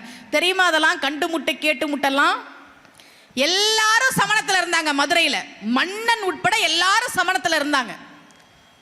சிவாய நம அப்படின்னு எங்கேயாவது கேட்டுருச்சுன்னா உடனே தீட்டுப்பட்டுருச்சுன்னு போய் குளிப்பாங்களாம். அதுக்கு பேரு கேட்டு முட்டு. நெத்தியில விபூதி வச்சிருக்கிற யாரையாவது பார்த்தாங்கன்னா தீட்டுப்பட்டுருச்சுன்னு உடனே போய் குளிப்பாங்களாம். அதுக்கு பேர் கண்டு முட்டு. கண்டு முட்டு கேட்டு முட்டுன்னு இருந்த அந்த மதுரை மாநகரில் மங்கையர்க்கரசியார் சைவம் தழைக்க வேண்டும் என்று குலச்சிறையாரை அனுப்பி ஞானசம்பந்தரை அழைத்து வந்தார். ஏங்க சைவம் இப்படிதான் வளரணுமா அப்படின்னா ஒன்றும் இல்லை. மன்னன் சமணத்தில் இருந்தா மக்கள் சைவத்தை நிம்மதியாக கும்பிட முடியாது. அதனால்தான் மங்கையர்க்கரசியார் உறுதியாக இருந்து ஞானசம்பந்தரை அழைத்து வந்தார். அதன் பிறகு நடந்ததெல்லாம் உங்களுக்கு தெரியும். வெப்பு நோயை நீக்கினார், மந்திரமாவது நீர், அதெல்லாம் பண்ணார். இன்னைக்கு சைவம் தழைத்திருக்கிறது மதுரையில் என்றால் அதற்கு காரணம் மங்கையர்க்கரசியார் தான். மங்கையர்க்கரசி வளவர்கோன் பாவை வரிவலை கைமடம் மாணி பங்கைய செல்வி பாண்டிமாதேவி பணி செய்து நாள்தோறும் பரவ பொங்கழல் உருவன் பூத நாயகன் நாள் வேதமும் பொருட்களும் அருளி அங்கையர்கண்ணி தன்னோடும் அமர்ந்த ஆளவாய் ஆவதும் இதுவேனர். மங்கையர்க்கு அரசி, அவங்க பேர் மாணி. மாணின்றதா அவங்க பேர். மங்கையர்க்கரசி என்பது நம்முடைய தெய்வ சேக்கிழாரும் ஞானசம்பந்தரும் சொல்லக்கூடிய வார்த்தை. அப்படி சைவம் தலைப்பதற்கு காரணமாக இருந்த மங்கையர்க்கரசியார் அவரால் புகழ்பெற்ற நின்றசீர் நெடுமாறனுடைய கலையரங்கத்தில் சொற்பொழிவு பண்றதுல எனக்கு ரொம்ப மகிழ்ச்சி. அப்பப்ப கை தட்டுங்க. தூங்கிட்டீங்களோன்னு நினைச்சேன். மெய் மறந்து கேட்கலாம், கை மறந்து கேட்கலாமா? அதனால் அப்பப்போ கை தட்டுங்க. பரவாயில்ல. நம்மளாம் தான் பேசுகிறோமோ இல்லை இது புரியாத பாஷையில் பேசுகிறோமா அப்படின்னு தமிழில் தானே பேசுகிறேன். இன்னைக்கு பிள்ளைங்களுக்கு தமிழில் ஒரு 2-3 பாட்டாவது சொல்லிக் கொடுங்க, தமிழில் பேச சொல்லிக் கொடுங்க. இந்த நம்ம பிள்ளைங்கள்லாம் அம்மான்றதை விட்டுட்டு மம்மின்னு கூப்பிட்டுட்டு இருந்துச்சுங்களே, அதை கூட நான் ஜீரணிச்சுக்குவேன். இப்போ இருக்கிற பிள்ளைங்கள்லாம் அம்மாவை ப்ரோன்னு கூப்பிடுதுங்க. உங்கள் வீட்லேயும் அதுதானா? அம்மாவையே ப்ரோ அப்படின்னு கூப்பிடுதுங்க. அன்றைக்கி நான் நின்றுட்டு இருக்கிறேன், ப்ரோ ப்ரோ அப்படின்ச்சு. யாரோ அவங்க அண்ணன் யாரோ வர போகிறோம்லக்குன்னா அவங்க அம்மா வராங்க, என்ன ப்ரோ அப்படி. அந்த அம்மா இந்த பிள்ளை சரி ப்ரோ. என்னங்கடா நடக்குது தமிழ்நாட்டில்? அம்மானு சொல்கிறத விட்டுட்டு ப்ரோ ப்ரோன்னு பேசிகிட்டு இருக்கிறீங்க. பிள்ளைங்களுக்கு தமிழே இன்னைக்கு தெரியல. அதுங்களுக்கு தேங்காய் சட்னி தெரியுமா? உங்கள் பிள்ளைங்களுக்கு தெரியாது. ஒயிட் சட்னி தான் தெரியும். அதுக்கு பேர் ஒயிட் சட்னி. கொத்தமல்லி சட்னி தெரியுமா? தெரியாது. புதினா சட்னி தெரியுமா? தெரியாது. கருவேப்பிலை சட்னி தெரியுமா? தெரியாது. தெரிஞ்சதெல்லாம் கிரீன் சட்னி. கார சட்னி, தக்காளி சட்னி, வெங்காய சட்னி ஒன்றும் தெரியாது. தெரிஞ்சதெல்லாம் ரெட் சட்னி. அப்படி வளருதுங்க நம்ம பிள்ளைங்க. பூமர் அப்படிங்குதுங்க. தமிழ் எவ்வளோ அழகான மொழி. அருணகிரிநாதருக்கு முருகன் கொடுத்த சந்த தமிழ். துப்பாரப்பா டற்றி மைக்கால் சொற்பா வடிம குணமோகம் துற்றாயப்பி டெட்ரோலிட்ரே சுற்றாமதன பிணித்தோயும் இப்பா வக்கா எத்தா சைப்பா டெட்ரே உலகிற் பிறவாதே எத்தார் வித்தார் அத்தே கிட்டா எட்டா அருளை தரவேணும் தப்பாமற்பா டிச்சே விப்பார் தத்தாம் வினையை களைவோனே தற்காலிச்சோர் செற்றாய்மைப்போ தத்தாய் தனிகை தனிவேளா அப்பா ஹைப்பா லைப்போல் சொற்கா வற்பா வதன தனிவோனே அத்தா நித்தா முத்தா சித்தா அப்பா குமர பெருமாளே. இது தமிழ் பாட்டு. நம்முடைய பதிகம்லாம் தமிழ். மொரீஷியஸ் நாட்டில் பிள்ளைகளுக்கு தமிழ் பேச தெரியாது. நான் இலங்கைக்கு சொற்பொழிவுக்கு போயிருந்த போது இலங்கையினுடைய மொரீஷியஸ் நாட்டு தூதுவர் ஈஸ்வரன் ஐயா தான் இந்த விஷயத்தெல்லாம் எனக்கு சொன்னார். மொரீஷியஸில் இருக்கக்கூடிய தமிழ் பிள்ளைகளுக்கு தமிழ் பேச தெரியாது. தமிழே அவங்களுக்கு தெரியாது, ஆங்கிலத்தில் தான் பேசுகிறாங்க. ஆனால் அந்த பிள்ளைகளுக்கு தமிழ்நாட்டில் இருந்து ஓதுவா மூர்த்திகளை வர வச்சு பதிகங்களை சொல்லி கொடுக்குறாங்க. பதிகம் படி, திருப்புகள் படி. தமிழ் அவங்களுக்கு பேச தெரியாது, எழுத படிக்கவும் தெரியாது. இங்கிலீஷ்ல எழுதி வச்சு பதிகங்களையும் திருப்புகளையும் அடுத்த தலைமுறைக்கு சொல்லிக் கொடுக்கணும் அப்படின்னு மொரீஷியஸ்ல சொல்லி கொடுத்துட்டு இருக்காங்க. மொரீஷியஸ்க்கு நாத்திகர்களை பேச கூப்பிட மாட்டாங்க. கோவிலுக்கு போகாத, பதிகம் படிக்காத, பாசுரம் படிக்காதன்றலாம் கூப்பிட மாட்டாங்க. ஏன்? எங்கள் பிள்ளைகளுக்கு தமிழ் தெரியணும்னா பக்தி இலக்கியம் தான் சரியான வழி என்பதை மொரீசியஸ் தமிழர்கள் காலதாமதமாக உணர்ந்து கொண்டு நீ இங்கிலீஷ்ல எழுதி வச்சாது படி அப்படின்னு இப்ப பாசுரங்கள்லாம் பதிகங்கள்லாம் படிக்க வச்சிட்டு இருக்கிறாங்க. நம்ம பிள்ளைகளுக்கு கொஞ்சம் கொஞ்சம் பதிகம்லாம் சொல்லி கொடுக்கணும். முக்கியமா எதை சொல்றோமோ இல்லையோ, எங்களுக்கெல்லாம் நிறைய பணம் இருக்குங்க, நீங்க என்னங்க இடறினும் தளரினும் சொல்றீங்க, நான் வச்சிருக்கிறேன் பல ஆயிரம் கோடி அப்படின்னா சரி மகிழ்ச்சி. ஆனா கஷ்டம்ன்றது எல்லாருக்கும் வரும்ல, வராம இருக்குமா? எல்லாருக்கும் ஒரு சுமதி ஸ்ரீக்கு கஷ்டம் இல்லையா? இருக்கு. என்ன கஷ்டம் வந்தாலும், முக்கியமா சனியால கஷ்டம், செவ்வாயால கஷ்டம், சுக்கிரனால கஷ்டம், ஜாதகத்துல பிரச்சனை, பொண்ணு கிடைக்கல, இந்த மாதிரி என்ன கிரக தோஷம் இருந்தாலும் கோளறு பதிகம் படிக்கணும், கண்டிப்பா படிக்கணும். ஞானசம்பந்த பெருமான் மதுரைக்கு கிளம்புகிற போது அப்பர் சொல்றார், நாள் நல்லா இல்ல, அதனால இன்னைக்கு நீங்க கிளம்ப வேணாம். சம்பந்தர் சொன்னார், சிவபெருமானை கும்பிடுகிற நாம் நாளே நேரம் இதெல்லாம் பார்த்து பயப்படக்கூடாது என்று சொல்லிவிட்டு அவர் பாடியதுதான் கோளறு பதிகம். கோள் அறு பதிகம், கோள்களால் ஏற்படக்கூடிய தீமையை அறுக்கிற பதிகம். ஒவ்வொரு நாளும் சொல்லணும். வேயுறு தோழி பங்கன் விடமுண்ட கண்டன் மிக நல்ல வீணை தடவி மாசரு திங்கள் கங்கை முடிமேல் அணிந்து என் உளமையை புகுந்தாதனால் ஞாயிறு திங்கள் செவ்வாய் புதன் வியாழன் வெள்ளி சனி பாம்பு இரண்டும் உடனே ஆசரு நல்ல நல்ல அவை நல்ல நல்ல அடியார் அவர்க்கு மிகவே. நவகிரகங்கள் நல்லது பண்ணும், கண்டிப்பா பண்ணும். யாருக்கு? அடியவர்களுக்கு. சிவன் அடியவர்களுக்கு நல்லது பண்ணும். என்னது? கோளறு பதிகம் சொன்னா ஒரு கஷ்டமும் வராதாமே எங்க சொல்லி பார்க்குறேன் அப்படிலாம் சொன்னாலாம் கிடையாது. நம்பிக்கையோட சிவபெருமானை துணையாக கொண்டு வாழ்க்கையில எனக்கு எல்லாமே நீதான்பா அப்படின்னு சிவபெருமானை முழுமையாக சரணடைந்து ஒவ்வொரு நாளும் கோளறு பதிகம் படிக்கிற போது நிச்சயமாக நவ கிரகங்களால் ஏற்படக்கூடிய தோஷம் நீங்கும்.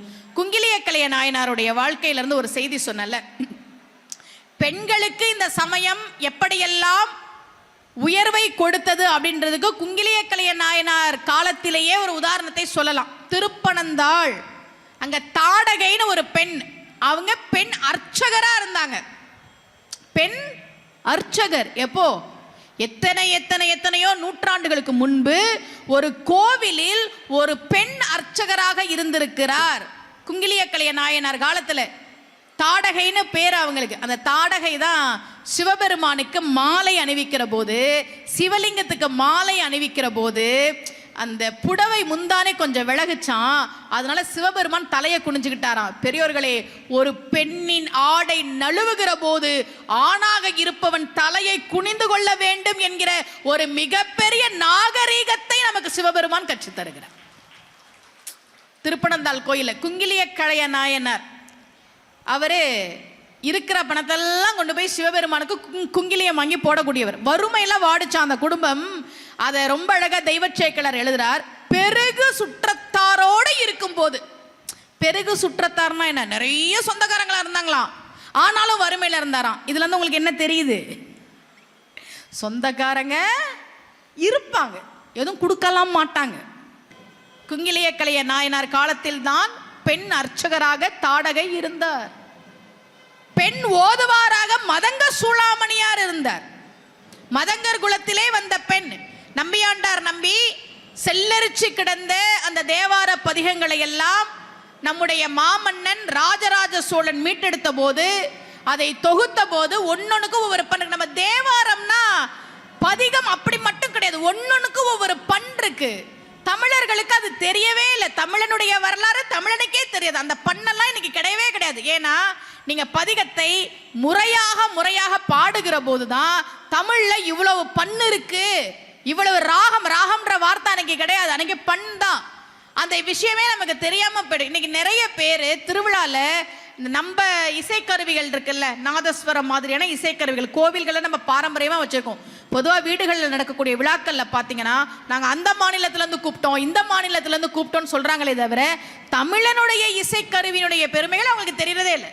நம்பியாண்டார் நம்பி பதிகங்களை தொகுத்த போது எதுக்கு எந்த பண் என்பதையெல்லாம் அந்த மதங்க சூளாமணியார் வம்சத்திலே வந்த வள்ளி என்கிற பெண் தான் வழிகாட்டினாள். இந்த பதிகத்துக்கு இந்த பண் என்று அவர் பாடி கொடுத்ததான். அப்போ பெண்களுக்கு இவ்வளவு உயரிய இடம் நமக்கு உண்டு. இங்க இருக்கக்கூடிய பெண்கள் எல்லாருக்கும் நான் சொல்றேன், வடநாட்டில் அசோக் காரட் அப்படின்ற ஒரு ஜோசியர்கிட்ட எத்தனை பெண்கள் ஜாதகம் பார்க்க போனாங்களோ அத்தனை பேர்கிட்டையும் அவன் வந்து உன் வீட்டுக்காருக்கு ஏதாவது ஆயிடும், உன் பிள்ளைக்கு ஏதாவது ஆயிடும், நிறைய பணம்லாம் பறிச்சு வீட்டுக்காருக்கு தெரியாம பணத்தை எடுத்துருவா, வீட்டுக்காருக்கு தெரியாம வீட்டு பத்திரத்தை எடுத்துருவான்லாம் ஏமாத்தி இருக்கிறாங்க. ஸோ பெண்கள் எக்காரணம் கொண்டும் அந்த தவறை செய்யக்கூடாது. நமக்கு துணை யாரு? சிவபெருமான் தான், ஜோசியர் கிடையாது. சிவபெருமான் தான் துணை. தெய்வத்துக்கிட்ட போய் எனக்கு இதை கொடுப்பான்னு கேளுங்க, நிச்சயமாக அந்த தெய்வம் நமக்கு கொடுக்கும். நம்பிக்கை தான் வேணும். பக்தியில பொறுமையும் நம்பிக்கையும் அவசியம். கோவிலில் போய் 2 தீபம் போட்டுட்டு வேலை வேணும், ப்ரமோஷன் வேணும், கல்யாணம் வேணும், மினிஸ்டர் வீட்டில் பொண்ணு வேணும், அப்புறம் ஆம்பளை புள்ள தான் வேணும், அப்புறம் பெரிய வீடு வேணும், இந்த 2 விளக்குக்கு அப்படி கிடையாது. பக்தியில பொறுமையும் நம்பிக்கையும் அவசியம். நமக்கு வழிபாடுகள் பாருங்க, 21 நாள் பண்ணுங்க, 48 நாள் பண்ணுங்க, 1 மண்டலம் பண்ணுங்க, அப்படிதானே சொன்னாங்க. காரைக்கால் அம்மையாருடைய குரு பூஜை இப்பதான் வருது. அவருடைய பக்திக்கு முன்னாடி நாமெல்லாம் ஒண்ணுமே கிடையாது. வீட்டுக்காரரு 2 மாம்பழம் கொடுத்து விட்டார். உங்களுக்கு தெரிஞ்ச கதை தான். 2 மாம்பழம் கொடுத்து விட்டார். சிவனடியாருக்கு 1 மாம்பழத்தை கொடுத்தாங்க. சாதம் வடிச்சிருந்தது. அந்த காலத்திலலாம் அப்படிதான் சமைப்பாங்க போல இருக்கு. என்னன்னா முதல்ல சாதத்தை வடிச்சிருவாங்க, அப்புறம் தான் குழம்பு காயெல்லாம். ஏன்னா வீட்டுக்கு யாராவது வந்தா சாதம் இருக்கும், தண்ணி விட்டு சாப்பிட்டுக்கலாம், தயிர் விட்டு சாப்பிட்டுக்கலாம், ஊறுகாய் வச்சு சாப்பிட்டுக்கலாம்.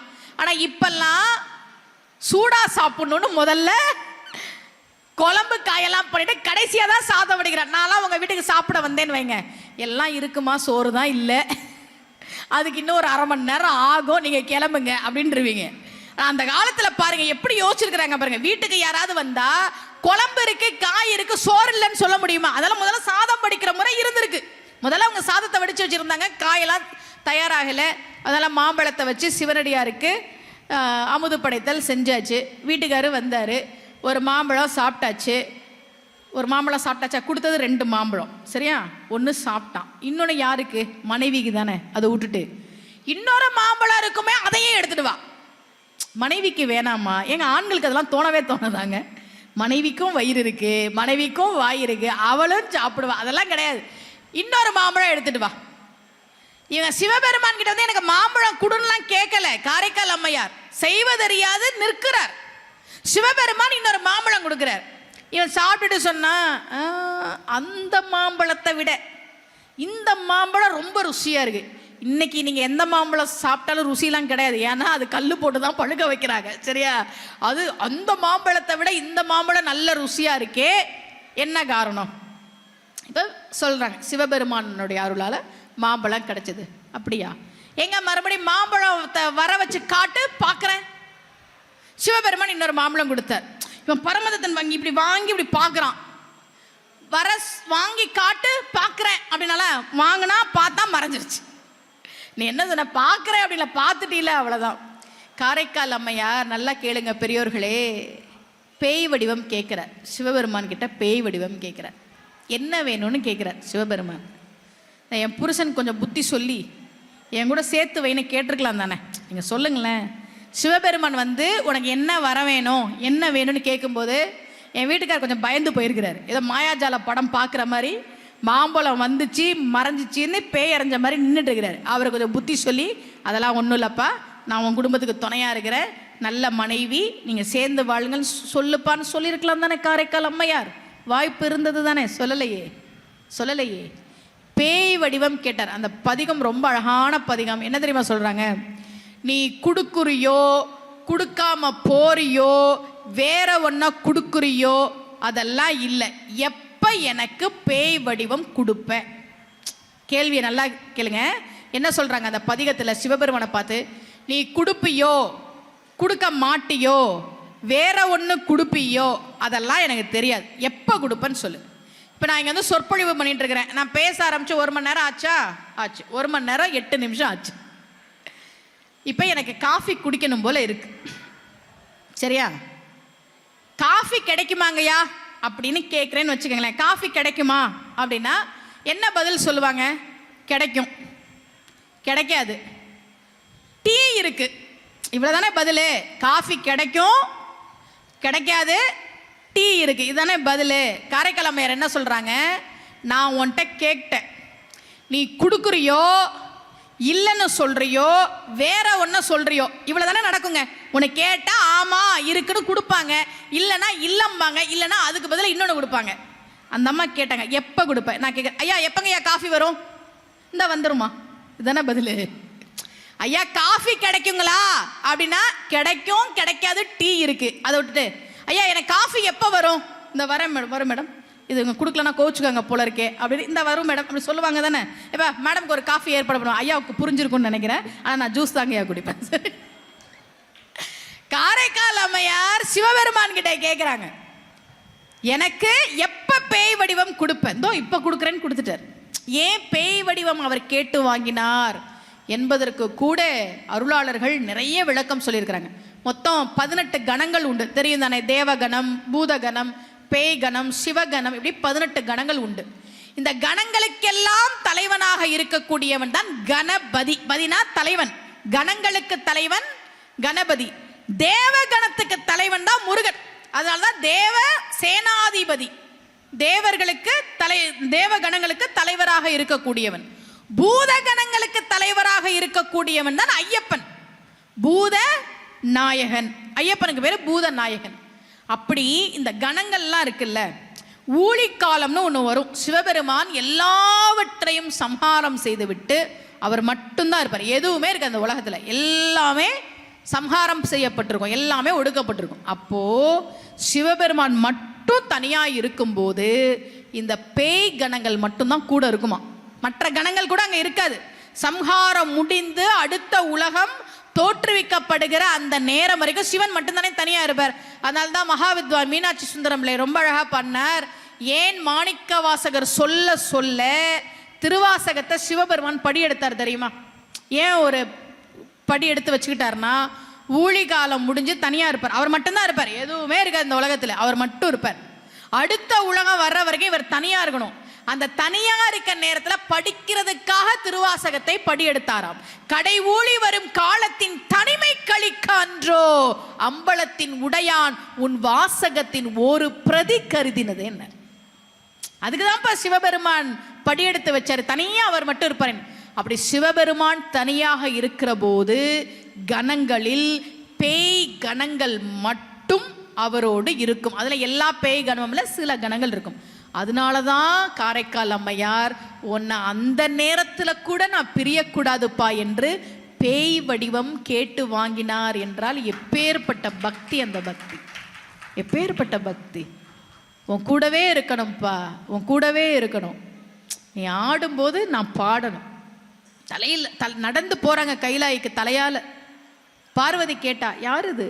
வரும் இவள் நம்மை பேணும் அம்மைகான் உமையேன்ன. சிவபெருமானுக்கு அம்மா கிடையாது, அப்பா கிடையாது, யாருமே கிடையாது.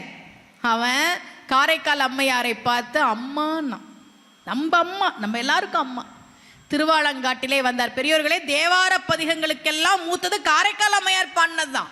அற்புத திருவந்தாதி இரட்டை மணிமாலை பாடிய திருவாலங்காடு திருத்தலத்திற்கு வந்து வடாரணேஸ்வரர் கோவிலுக்கு வந்து மூத்த திருப்பதிகம் பாடுறார். பின்னால ஞானசம்பந்த பெருமான், அப்பர் சுவாமிகள், சுந்தரர் இவங்கெல்லாம் பதிகம் பாடினாங்களே. பதிகம்னா இப்படிதான் பாடணும் என்கிற முறையை உருவாக்கியவரே காரைக்கால் அம்மையார் தான். பக்தி மட்டும்தான் இருந்தது அவங்க கிட்ட. நாம கடவுள்கிட்ட ஒரு விஷயத்தை கேட்டோம் அப்படின்னா நிச்சயமாக தெய்வம் நமக்கு அருள் செய்ய. பல நீங்க நினைச்சே பார்க்காத அற்புதங்கள்லாம் வாழ்க்கையில நடக்கும், கண்டிப்பா நடக்கும். இப்ப நான் சொன்னேன்ல உங்களுக்கு, நான் வந்து ஒரு கவரிங் செயின் போட்டுட்டு கேட்டேன், எனக்கு இது நடந்தது அப்படின்னு. நம்ம ஊர்ல என்னன்னா, நல்ல விஷயம் நடந்தா வெளில சொல்ல மாட்டாங்க. ஏன்னா எல்லாரும் அதை பண்ணி எல்லாரும் நல்லா ஆயிட்டா என்ன பண்றது, எல்லாருக்கும் பணம் கிடைச்சிட்டா என்ன பண்றது, எல்லாருக்கும் கடன் தீர்ந்துட்டா என்ன பண்றது அப்படின்னு பதிகங்கள்ல நம்ம சொல்லிக்கிட்டே இருக்கணும். கல்யாணம் ஆகணுமா, திருமணஞ்சேரி பதிகம் எடுத்து படிக்கணும். அதே மாதிரிதான் ஞானசம்பந்த பெருமான் பல தங்களங்களுக்கும் சென்று பல அற்புதங்களை நிகழ்த்தினார். திருப்பாச்சில் ஆசிரமம், இன்னைக்கு திருவாசின்னு சொல்றாங்க, எங்க ஊருக்கு பக்கத்துல இருக்கு அந்த கோவில். அங்கதான் கொல்லிமழவன் என்பவனுடைய அரசனுடைய மகளுக்கு இருந்த முயலகன் என்கிற நோயை துணி வளர்த்திங்கள் பதிகம்பாடி ஞானசம்பந்த பெருமான் நீக்கினார். அப்ப உடம்புல நோய் இருக்கு அப்படின்னா அந்த பதிகத்தை நாம பாராயணம் பண்ணணும். நான் ஏற்கனவே சொன்ன மாதிரி முறையான மருத்துவ சிகிச்சையோடு கண்டிப்பா நம்பிக்கையோட அந்த பதிகங்களை நாம படிக்கணும். திருப்புகள் படிக்கணும். திருப்புகள் ரொம்ப கஷ்டம், படிக்கிறது ரொம்ப கஷ்டம். கந்தர் அலங்காரம் படிக்கணும். எல்லாமே தமிழ்ல இருக்கக்கூடிய ஒவ்வொரு பாடல்களும். எனக்கு என்ன ஒரு வருத்தம்னா, அடுத்த தலைமுறைக்கு இந்த பதிகங்கள் திருப்புகள்லாம் போய் சேராதோ, பிள்ளைகள் சொல்ல மாட்டாங்களோ அப்படின்ற ஒரு வருத்தம் எனக்கு இருக்கு. ஆனா இன்னைக்கு இந்த கோவில்ல கூட்டத்தை பார்த்த உடனே எனக்கு நம்பிக்கை வந்துருச்சு. கண்டிப்பா உங்க பிள்ளைகளுக்கு வீட்டில் போய் 2 பதிகம் 2 திருப்புகள் இதெல்லாம் நம்ம சொல்லணும் அப்படின்னு. அருணகிரிநாதர் முருகனுடைய அருளை பெற்றவர் இல்லையா? ஏன் அது சிறப்பு? ஏங்க திருப்புகளுக்கு சிறப்பு? ஏன் கந்தர் அலங்காரம் சிறப்புனா, முருகன் 3 இடத்துல கால் வச்சானாம். என்னென்ன இடம்னு அருணகிரிநாதர் சொல்றார். தாவடி ஓட்டும் மயிலிலும், தேவர் தலையிலும், என் பா அடி ஏட்டிலும் பட்டதன்றோ. 3 இடத்துல முருகப்பெருமான் கால் வச்சான். ஒன்னு மயில் மேல கால் வச்சான், 2வது தேவர்கள் தலை மேல கால் வச்சான், 3வது என் பாட்டு மேல கால் வச்சான். மொதல் 2 ஒரிஜினல் இல்ல, 3வது தான் ஒரிஜினல்ங்கிறார். ஏன்னா மயில் மேல காலை வைக்கணும் அப்படின்னு முருகன் காலை வைக்கல. காலை தூக்கி இப்படி மயில் மேல, மயில் ஏறும்போது காலை தூக்கி போட்டா அப்ப கால் பட்டுச்சு. அவன் மயிலுக்கு ஆசீர்வாதம் பண்ணணும்லாம் காலை வைக்கல. அடுத்து தேவர்கள் அவன் நடக்கும் போது கீழே உளுந்து உளுந்து கும்பிட்டாங்க, அதனால அவங்க தலையில பட்டுச்சு. இவனா போய் தேவர்கள் தலையில காலை வைக்கல. ஆக அது 2 டூப்ளிகேட். ஒரிஜினலா எங்க கால் வச்சனா என் பாட்டில் வச்சாங்கிறாரு. நீங்க யாராவது அரசு அதிகாரிகள் இருந்தீங்கன்னா, இந்த சீல் வைப்பாங்கல்ல, அதை வந்து மையை எடுத்த உடனே எங்க சீல் வைக்கணுமோ அங்க வைக்க மாட்டாங்க. ஏன்? சில சமயம் அது தலைகீழா இருக்கலாம், சில சமயம் மை அதிகமா இருக்கலாம், சில சமயம் மை குறைவா இருக்கலாம். அதனால எங்க வைக்கணுமோ அங்க வந்து வைக்காம 2 இடத்துல இப்படி ரஃபா வச்சுட்டு கரெக்டா இருந்ததுன்னா 3வது இடத்துல வைப்பாங்க. அதுதான் அருணகிரிநாதர் சொல்றார், அரசு அதிகாரிகள் எப்படி மையை எடுத்துட்டு 2 இடத்துல ரஃபா வச்சுட்டு 3வது ஒரிஜினலா வைப்பாங்களோ, அது மாதிரி இந்த முருகன் மயில் மேலையும் தேவர்கள் தலை மேலையும் ரஃபா வச்சுட்டு ஒரிஜினலா என் பாட்டு மேல கால் வச்சாங்கிறார் அருணகிரிநாதர். நம்ம உடனே ஓஹோ, அருணகிரிநாதர் பாட்டில் முருகன் காலடி வச்சானா, அப்போ பாட்டை மட்டும் படிச்சுக்குவோம். நம்ம அப்படித்தானே யோசிப்போம். ஏங்க இதுதான் பாட்டுனா முருகன் இப்படி கால் வச்சானா பாட்டில் தானே பட்டிருக்கோம், முதல் பாட்டை மட்டும் படிச்சுக்குவோம் அப்படின்னு நம்ம நினைப்போம். அதனாலதான் தெளிவா சொன்னார், என் பா அடி எட்டிலும். கடைசி பாட்டு வரைக்கும் ஒவ்வொரு வார்த்தையிலையும் ஒவ்வொரு எழுத்துலையும் முருகன் காலை வச்சிருக்கிறான். அப்ப திருப்புகள் எடுத்து நீங்க தலையில வச்சீங்கன்னா முருகனுடைய திருவடியை நீங்கள் சுமக்கிறீர்கள். திருப்புகளை நீங்க தொட்டு கும்பிடுறீங்கன்னா முருகனுடைய திருவடியவே நீங்கள் தொட்டு கும்பிடுறீங்க. ஏன்? ஒவ்வொரு எழுத்துலையும் ஒவ்வொரு வார்த்தையிலையும் முருகனுடைய திருவடி இருக்கு. அதே மாதிரிதான் பதிகங்கள். நம்முடைய தேவார மூவர்கள் பாடி கொடுத்த ஒவ்வொரு பதிகங்களையும் பாராயணம் செய்கிற போது நிச்சயமாக சிவபெருமானுடைய அருள் கிடைக்கும். நான் சொன்னேன்ல, அந்த காலத்துல எல்லாம் நூல் சாத்தி தான் பார்ப்பாங்க அப்படின்னு. ஆனா நம்ம மக்களுக்கு என்ன, நான் வருத்தத்தோட சொல்றேன், இப்ப கடவுள் நேர்ல வர்றாருன்னு வச்சுக்கோங்களேன், நம்ம என்னென்ன கேட்கறோம் ஒரு லிஸ்ட் போட்டு வச்சிருப்போம். அப்படிதானே? சிவபெருமான் வந்துட்டாருங்க, இங்க மக்களே என்ன வேணும் அப்படின்னா 1-2 கேட்போம். நம்மலாம் நான்லாம் போய் 40 பக்கம் நோட்டுக்கு வாங்கிட்டு வர சொல்லுவேன். ஒரு சொற்பொழிவாளர் பேசிட்டு இருந்தார். சிவபெருமான் எப்பேற்பட்ட தெய்வம் தெரியுமா? அவன் ஆதியும் அந்தமும் இல்லாதவன், அவனுக்கு நிகரான ஒரு தெய்வம் இல்லை. கூட்டம் உருகி கேட்குது, சிவபெருமானே சிவபெருமானே. அவர் பார்த்தார், மக்கள் இப்படி உருகி கேட்குறாங்களே, சரி நாம் இந்த மக்களுக்கு அருள் செய்வோம் அப்படின்னு கிளம்பி நேராக கோவிலில் வந்து நிற்கிறார். கூட்டம் யாரோ ஒருத்தர் அங்கே வந்துடுச்சு. எல்லாரும் பார்க்குறாங்க, யாருப்பா நீ, யாருப்பா நீ? சிவபெருமான் சொன்னார், நான் தான் சிவபெருமான், நான் தான் கடவுள். ஆனால் அவர் அந்த சிவபெருமான் ரூபத்தில் வரல, நான் தான் கடவுள். கோவிலில் இருந்தவர் கேட்டார், நீ கடவுள்னு நாங்கள் எப்படி நம்புறது? ஆதார் கார்டு இருக்கா? அவர் சொன்னார், நான் கடவுள்னு எப்படி நீ என்ன நிரூபிக்க சொல்கிறேன்? அங்கே ஒரு பஞ்சபாத்திரம் இருந்துச்சு. கோவிலில் பஞ்சபாத்திரம் இருக்கும் தானே? இங்கே வேற இந்த பஞ்சபாத்திரத்தில் கொஞ்சம் தண்ணி இருக்கு. நீ இந்த பஞ்சபாத்திரத்தையும் அது ஃபுல்லாக தங்கத்தையும் இப்போ நீ கொண்டு வந்துட்டீன்னா நீ கடவுள்ன்றதை நாங்கள் ஏற்றுக்கிறோம். அப்படி நீ கொண்டு வந்துட்டீங்கன்னா உன்னை சந்தேகப்பட்டதுக்காக இந்த மக்கள் அங்கே சைடில் விறகு கட்டையெல்லாம் இருக்கு பாரு, அதை எடுத்துகிட்டு வந்து என்ன அடிப்பாங்க, கடவுளையே சந்தேகப்பட்டியான்னு. ஒருவேளை நீ அப்படி மாற்றலைன்னா ஏமாத்தினதுக்காக உன்னை அடிப்பாங்க. மக்களே ரெடியா? எல்லாம் ரெடி அப்படின்னு ரெடியாக இருந்தாங்க. கடவுள் பார்த்தார், நம்ம பேசாமல் மேலோகத்தில் இருந்திருக்கணும், இவங்கெல்லாம் சோதிச்சு தான் கொடுத்துருக்கணும், வரம் கொடுக்கணும்னு வந்தால் சோதிக்கிறான் கேட்பார் அப்படின்னு பஞ்சபாத்திரத்தில் அப்படி கை வச்சார். அது தங்கமாச்சு, அது முழுக்க தங்கம் வந்துருச்சு. மக்கள் திமுத்து ஓடுறாங்க. இவர் கோயில்ல இருந்து குனிஞ்சிட்டார், போச்சு ஆளுக்கு ஒரு உருட்டுக்கட்டை எடுத்துட்டு நம்மளை அடிக்க போறாங்க அப்படின்னு குனிஞ்சிட்டு நிற்கிறார். திமுத்துன்னு வந்து எல்லாம் சாமியை சுற்றி நின்றுக்கிட்டாங்க. என்னன்னு எட்டி பார்க்குறாரு, வெளியில போன மக்கள்லாம் கடையில் போய் அண்டா குண்டா சொம்பு வாங்கி இதை தங்கமாக்க இதையும் தங்கமாக்க நின்றுட்டு இருக்கிறாங்க. வந்தது தெய்வம், சிவபெருமான் வந்திருக்கிறார். உணர முடியுதா மக்களால? இப்போ புரியுதா ஏன் தெய்வம் நமக்கு நேர்லலாம் காட்சி கொடுக்கறது இல்லைன்னு? ஏன் ஞான சம்பந்தருக்கு தெய்வம் உடனே வந்துச்சு, அருணகிரிநாதருக்கு உடனே வந்துச்சு, சுந்தரருக்கு உடனே வந்தது? அப்பர் சுவாமிகளே சுண்ணாம்பு காலவாய்க்குள்ள போட்டா மன்னன் அழுதார் அவரு இல்லையே.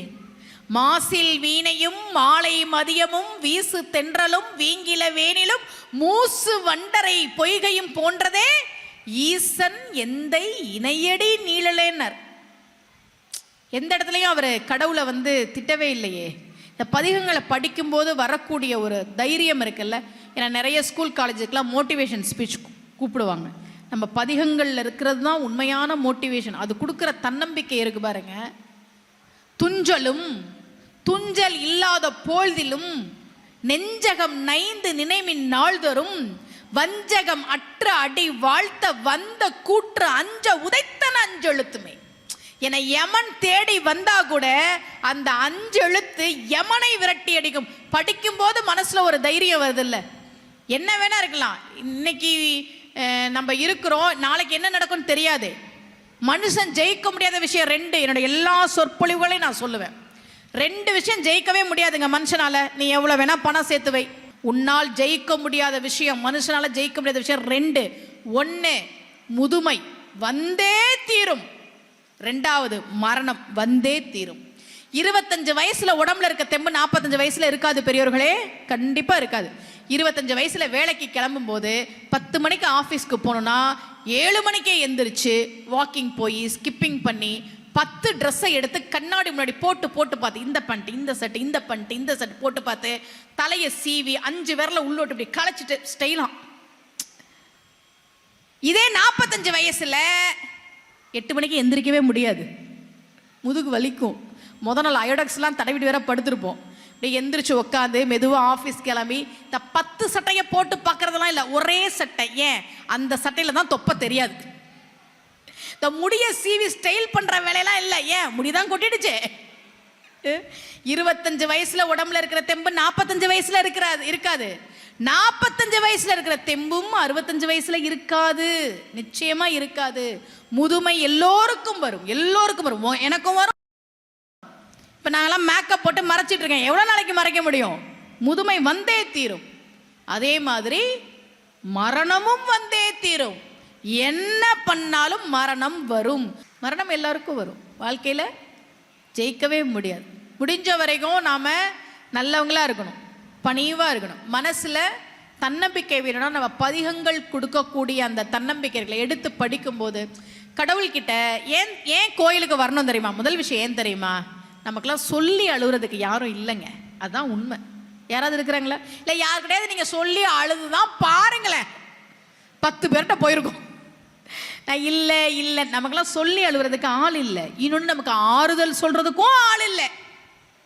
யாருக்காவது உங்கள் சொந்தக்காரங்களுக்கு உடம்பு சரியில்லைன்னா, ஹாஸ்பிட்டலில் அட்மிட் பண்ணியிருந்தாங்கன்னா தயவு செஞ்சு போய் பார்க்காதீங்க. உங்கெல்லாம் கையெடுத்து கும்பிட்டுக்கிறேன், தயவு செஞ்சு போய் பார்க்காதீங்க. போய் நல்லா வந்துடுவீங்கங்க. என்னங்க இதெல்லாம் ஒரு பெரிய விஷயமா? ஜாம்னு எந்திரிச்சு வருவீங்க பாருங்க, இன்னும் ஆக வேண்டிய வேலை எவ்வளோ இருக்கு அப்படின்னு நம்பிக்கை கொடுப்பீங்கன்னா போங்க. அதை விட்டுட்டு இப்படித்தான் எங்க சித்தப்பாக்கும் இதே மாதிரி தான் சொன்னாங்க, அவரும் ஆப்ரேஷன் பண்ணி நல்லா தான் இருந்தாரு, திடீர்னு போயிட்டாரு, அந்த மனுஷனுக்கு எப்படி இருக்கும்? அவரே ஹாஸ்பிட்டலில் போய் உட்காந்துட்டு இருக்கிறாரு. இவர் சொல்றார், இல்லைங்க டாக்டர் அதெல்லாம் ஒன்றும் இல்லைன்னு சொல்லிட்டேன். அவர் நல்லா பேசுறார். அதை டாக்டர் அப்படிதாங்க சொல்லுவார். இந்த டாக்டருக்கு வேற வேலையே இல்லை. ஏன்னா இந்த அம்மா MBBSலாம் படிச்சு முடிச்ச மாதிரி அப்பெல்லாம் பேசக்கூடாது, சரியா? அதனால யாருக்காவது உடம்பு சரியில்லைன்னா போய் பார்க்காம இருக்கிறது தான் நமக்கு நல்லது.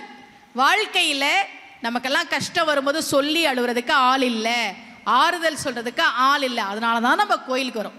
சாமி எனக்கு துணை யாருமே இல்லை, நற்றுணையாவது நமச்சிவாயமே, உன்னைதான்ப்பா நம்பி இருக்கிறேன், நீ என்னை நல்லா பார்த்துக்கோ. முருகனோ விநாயகரோ சிவபெருமானோ பெருமாளோ எல்லா தெய்வங்களும் நம்முடைய தெய்வங்கள் தான். இந்த சாமி அந்த சாமி அப்படிலாம் கிடையாது, எல்லா சாமியும் நம்ம சாமி தான். கோயிலுக்கு வரணும், சாமி கும்பிடணும். சென்னையில் 17 வயசு பொண்ணு பாருக்கு போயிட்டு வெளியில வரும்போது அதே 17 வயசு பசங்க 2 பேர் அந்த பொண்ணை கொண்டு இருக்கிறாங்க. நியூஸ் பார்த்தீங்களா? போன வாரத்தில் பொண்ணுக்கு வயசு என்ன? 17 வயசு, அது குழந்தை. அது சென்னையில் பாருக்கு போற அளவுக்கு 17 வயசு பெண் குழந்தையும் 17 வயசு ஆண் பசங்களும் இருக்கிறாங்க. அந்த நிலைமை வந்தாச்சு நாட்டில். பார்ல நடந்த ஒரு பிரச்சனையில் 2 பேரும் அந்த பொண்ணு மேல வண்டி ஏத்து கொண்டு இருக்கிறாங்க. அப்ப இளைய சமுதாயத்தின் மேல நமக்கு ஒரு பயம் வருது. என்ன பண்ண போறோம்னு தெரியல, என்ன சொல்லி இவங்களை நல்வழிப்படுத்துறது? அதுக்கு தான் நம்ம ஆன்மீகத்தை இறுக்கமா பிடிச்சுக்கணும். கோயிலுக்கு வா, சாமி கும்பிடு, நெத்தியில விபூதி வை, பதிகம் வை. அதுவும் இல்லைன்னா பிள்ளைங்க எங்க தாங்க போவாங்க? கேளிக்கை கேளிக்கை கேளிக்கைன்னு இன்னைக்கு நம்ம பிள்ளைகள் தடமாறி போவதற்கான விஷயங்கள் நிறைய இருக்கு. அதுங்களை கூப்பிட்டீங்க வா, நெல்லையப்பர் கோவில்ல ஆணி தேர் திருவிழா நடக்குது, தேர் திருவிழா பார்க்கணும், வடம் பிடிச்சுக்கோ, விரதம் இரு. இந்த ஆன்மீக ஒழுக்கம் என்பதுதான் சமூகத்தை நல்வழிப்படுத்தும் என்று நான் உறுதியாக நம்புறதுனால தான் நான் எல்லா மேடையிலும் ஆன்மீகம் பேசிட்டு இருக்கிறேன். சாமி கும்பிடுங்க, சாமி கும்பிடுங்க, சாமி கும்பிடுங்க. சார், இந்த கொலை பண்றதுன்றது எங்கேயாவது நடக்கும் சார், எங்கேயாவது நடக்கும். ஆனா இன்னைக்கு தினம் தினம் கணவனை வெட்டிய மனைவி, மனைவியை வெட்டிய கணவன், பிள்ளைகளை வெட்டிய அம்மா அப்பான்லாம் நியூஸ் வருதே சார். என்ன காரணம் தெரியுமா? என்ன காரணம் நான் சொல்லட்டுமா? டாக்டர் உங்களுக்கு ஊசி போடும்போது நீங்க நல்லா போடுங்க டாக்டர், ஏன் மெதுவா போடுறீங்க, இன்னும் நல்லா குத்துங்கன்னு சொல்லுவீங்க. அந்த பக்கம் திரும்ப கூட மாட்டோம், இப்படி திரும்பி கண்ணை மூடிக்குவோம். ஏன்? ஊசி குத்துறத கூட பார்க்க முடியாத மென்மையான மனசு நம்ம மனசு. அதானே நம்ம மனசு. டாக்டர் ஊசி குத்தும் போது நல்லா குத்துங்க டாக்டர்னு கண்ணை முறிச்சுட்டு பார்ப்போமா? இல்லையே, அதை கூட நம்மளால பார்க்க முடியாதுங்க. அதுதான் நம்ம மனசு. ஆனா நம்மள திரைப்படங்கள்ல அருவாள் எடுத்து வெட்டிட்டே இருக்கிறத பார்க்க வைக்கிறாங்க, கத்தி எடுத்து குத்திட்டே இருக்கிறத பார்க்க வைக்கிறாங்க, துப்பாக்கி எடுத்து சுட்டுக்கிட்டே இருக்கிறத பார்க்க வைக்கிறாங்க. அதுதான் ஹீரோயிசம் நம்ப வைக்கிறாங்க. அதனாலதான் அந்த குணம் இயல்பாகவே மனிதர்களுக்குள்ள வந்து பேசி தீர்க்க வேண்டிய விஷயம் எல்லாம் இன்னைக்கு வெட்டு குத்துன்னு நடந்துட்டு இருக்கு. அதான் உண்மை, அதான் உண்மை. மனிதர்கள் குணமே அது கிடையாது. ஏங்க ஒரு ஆன்மீக சொற்பொழிவை ஏற்பாடு பண்றாங்க? மனசு சுத்தமாகிறதுக்கு தாங்க, மனசு சுத்தமாகிறதுக்கு தான். எல்லாருக்குள்ளேயும் ராமனும் இருக்கா, ராவணனும் இருக்கான். எல்லாருக்குள்ளேயும் சூரபதுமனும் இருக்கான், முருகனும் இருக்கான். எல்லாருக்குள்ளேயும் கம்சனும் இருக்கான், கிருஷ்ணரும் இருக்கான். எல்லாருக்குள்ளேயும் கௌரவர்களும் இருக்காங்க, பாண்டவர்களும் இருக்காங்க.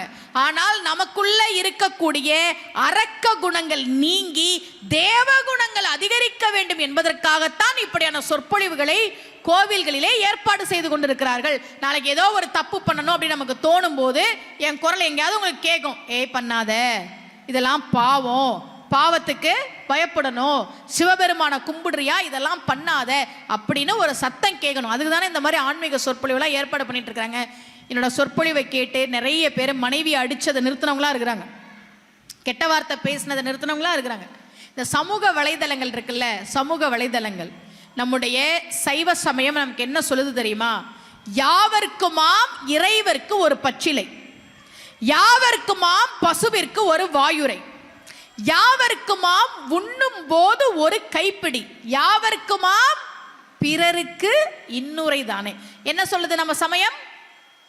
அடுத்தவங்க கிட்ட இனிமையான வார்த்தைகளை பேசணும். கஷ்டம், ரொம்ப கஷ்டம்ல. எல்லாமா நீங்க அடுத்தவங்கள்ட்ட கூட பேசிடுவோம், வீட்டுக்காரெல்லாம் எப்படிமா இனிமையான வார்த்தைகளை பேசுறது? இந்த ஆண்கள் கூட திட்டிட்டு மறந்துடுவாங்க, பெண்கள்லாம் மறக்கவே மாட்டாங்க, எத்தனை வருஷம் ஆனாலும் சொல்லி காமிச்சிட்டே இருப்பாங்க. சரியா? இனிமையான வார்த்தைகளை பேசணும், அது நமக்கு சொல்லப்பட்ட கடமை தானே, திருமூலர் சொல்றாரு தானே. இன்னைக்கு சமூக வலைத்தளங்கள்ல எதுக்கு திட்டுறாங்கன்னே தெரியாது, எல்லாம் கெட்ட வார்த்தைகள், எல்லாம் எதிர்மறையான வார்த்தைகள் தான் இருக்கு. நாம சாமி கும்பிடுறோம், கோவிலுக்கு வரோம், சிவபெருமான கும்பிடுறோம், நம்ம வாயால பதிகம் சொல்றோம், நம்ம வாயால திருப்புகள் சொல்றோம்னா இன்னைக்கு நான் உங்களுக்கு சொல்லிட்டு போறேன், எதிர்மறையான வார்த்தைகளை பேசக்கூடாது, கெட்ட வார்த்தைகளை பேசக்கூடாது. நமக்கு சொல்லி கொடுத்தாங்கல்ல ததாஸ்து அப்படின்னு, நம்மளை சுத்தி இருக்கக்கூடிய தேவதைகள் சொல்லலாம் நடந்துடணும்.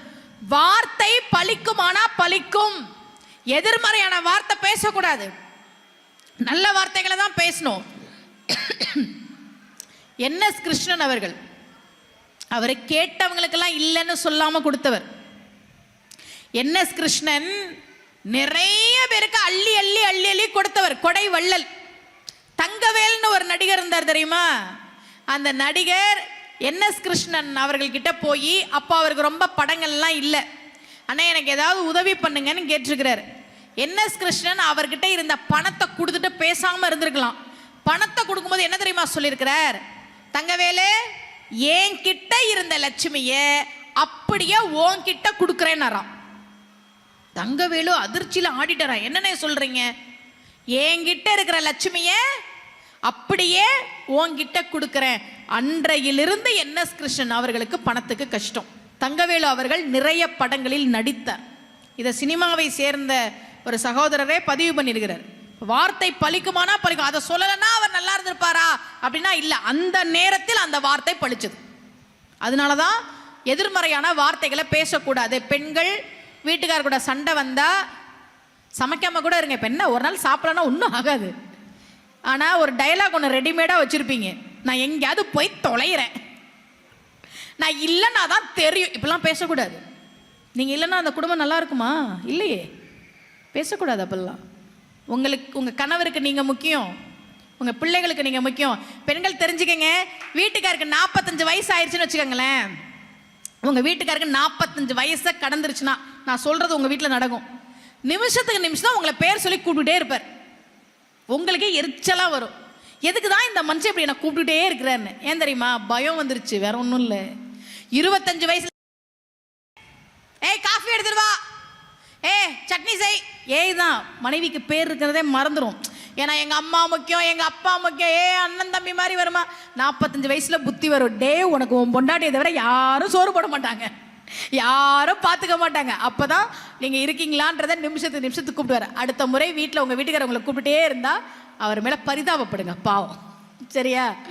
குடும்பம் ரொம்ப முக்கியம். பெண்களுக்கு சொல்றேன், பெண்ணை வீட்டை விட்டு வெளியே வா.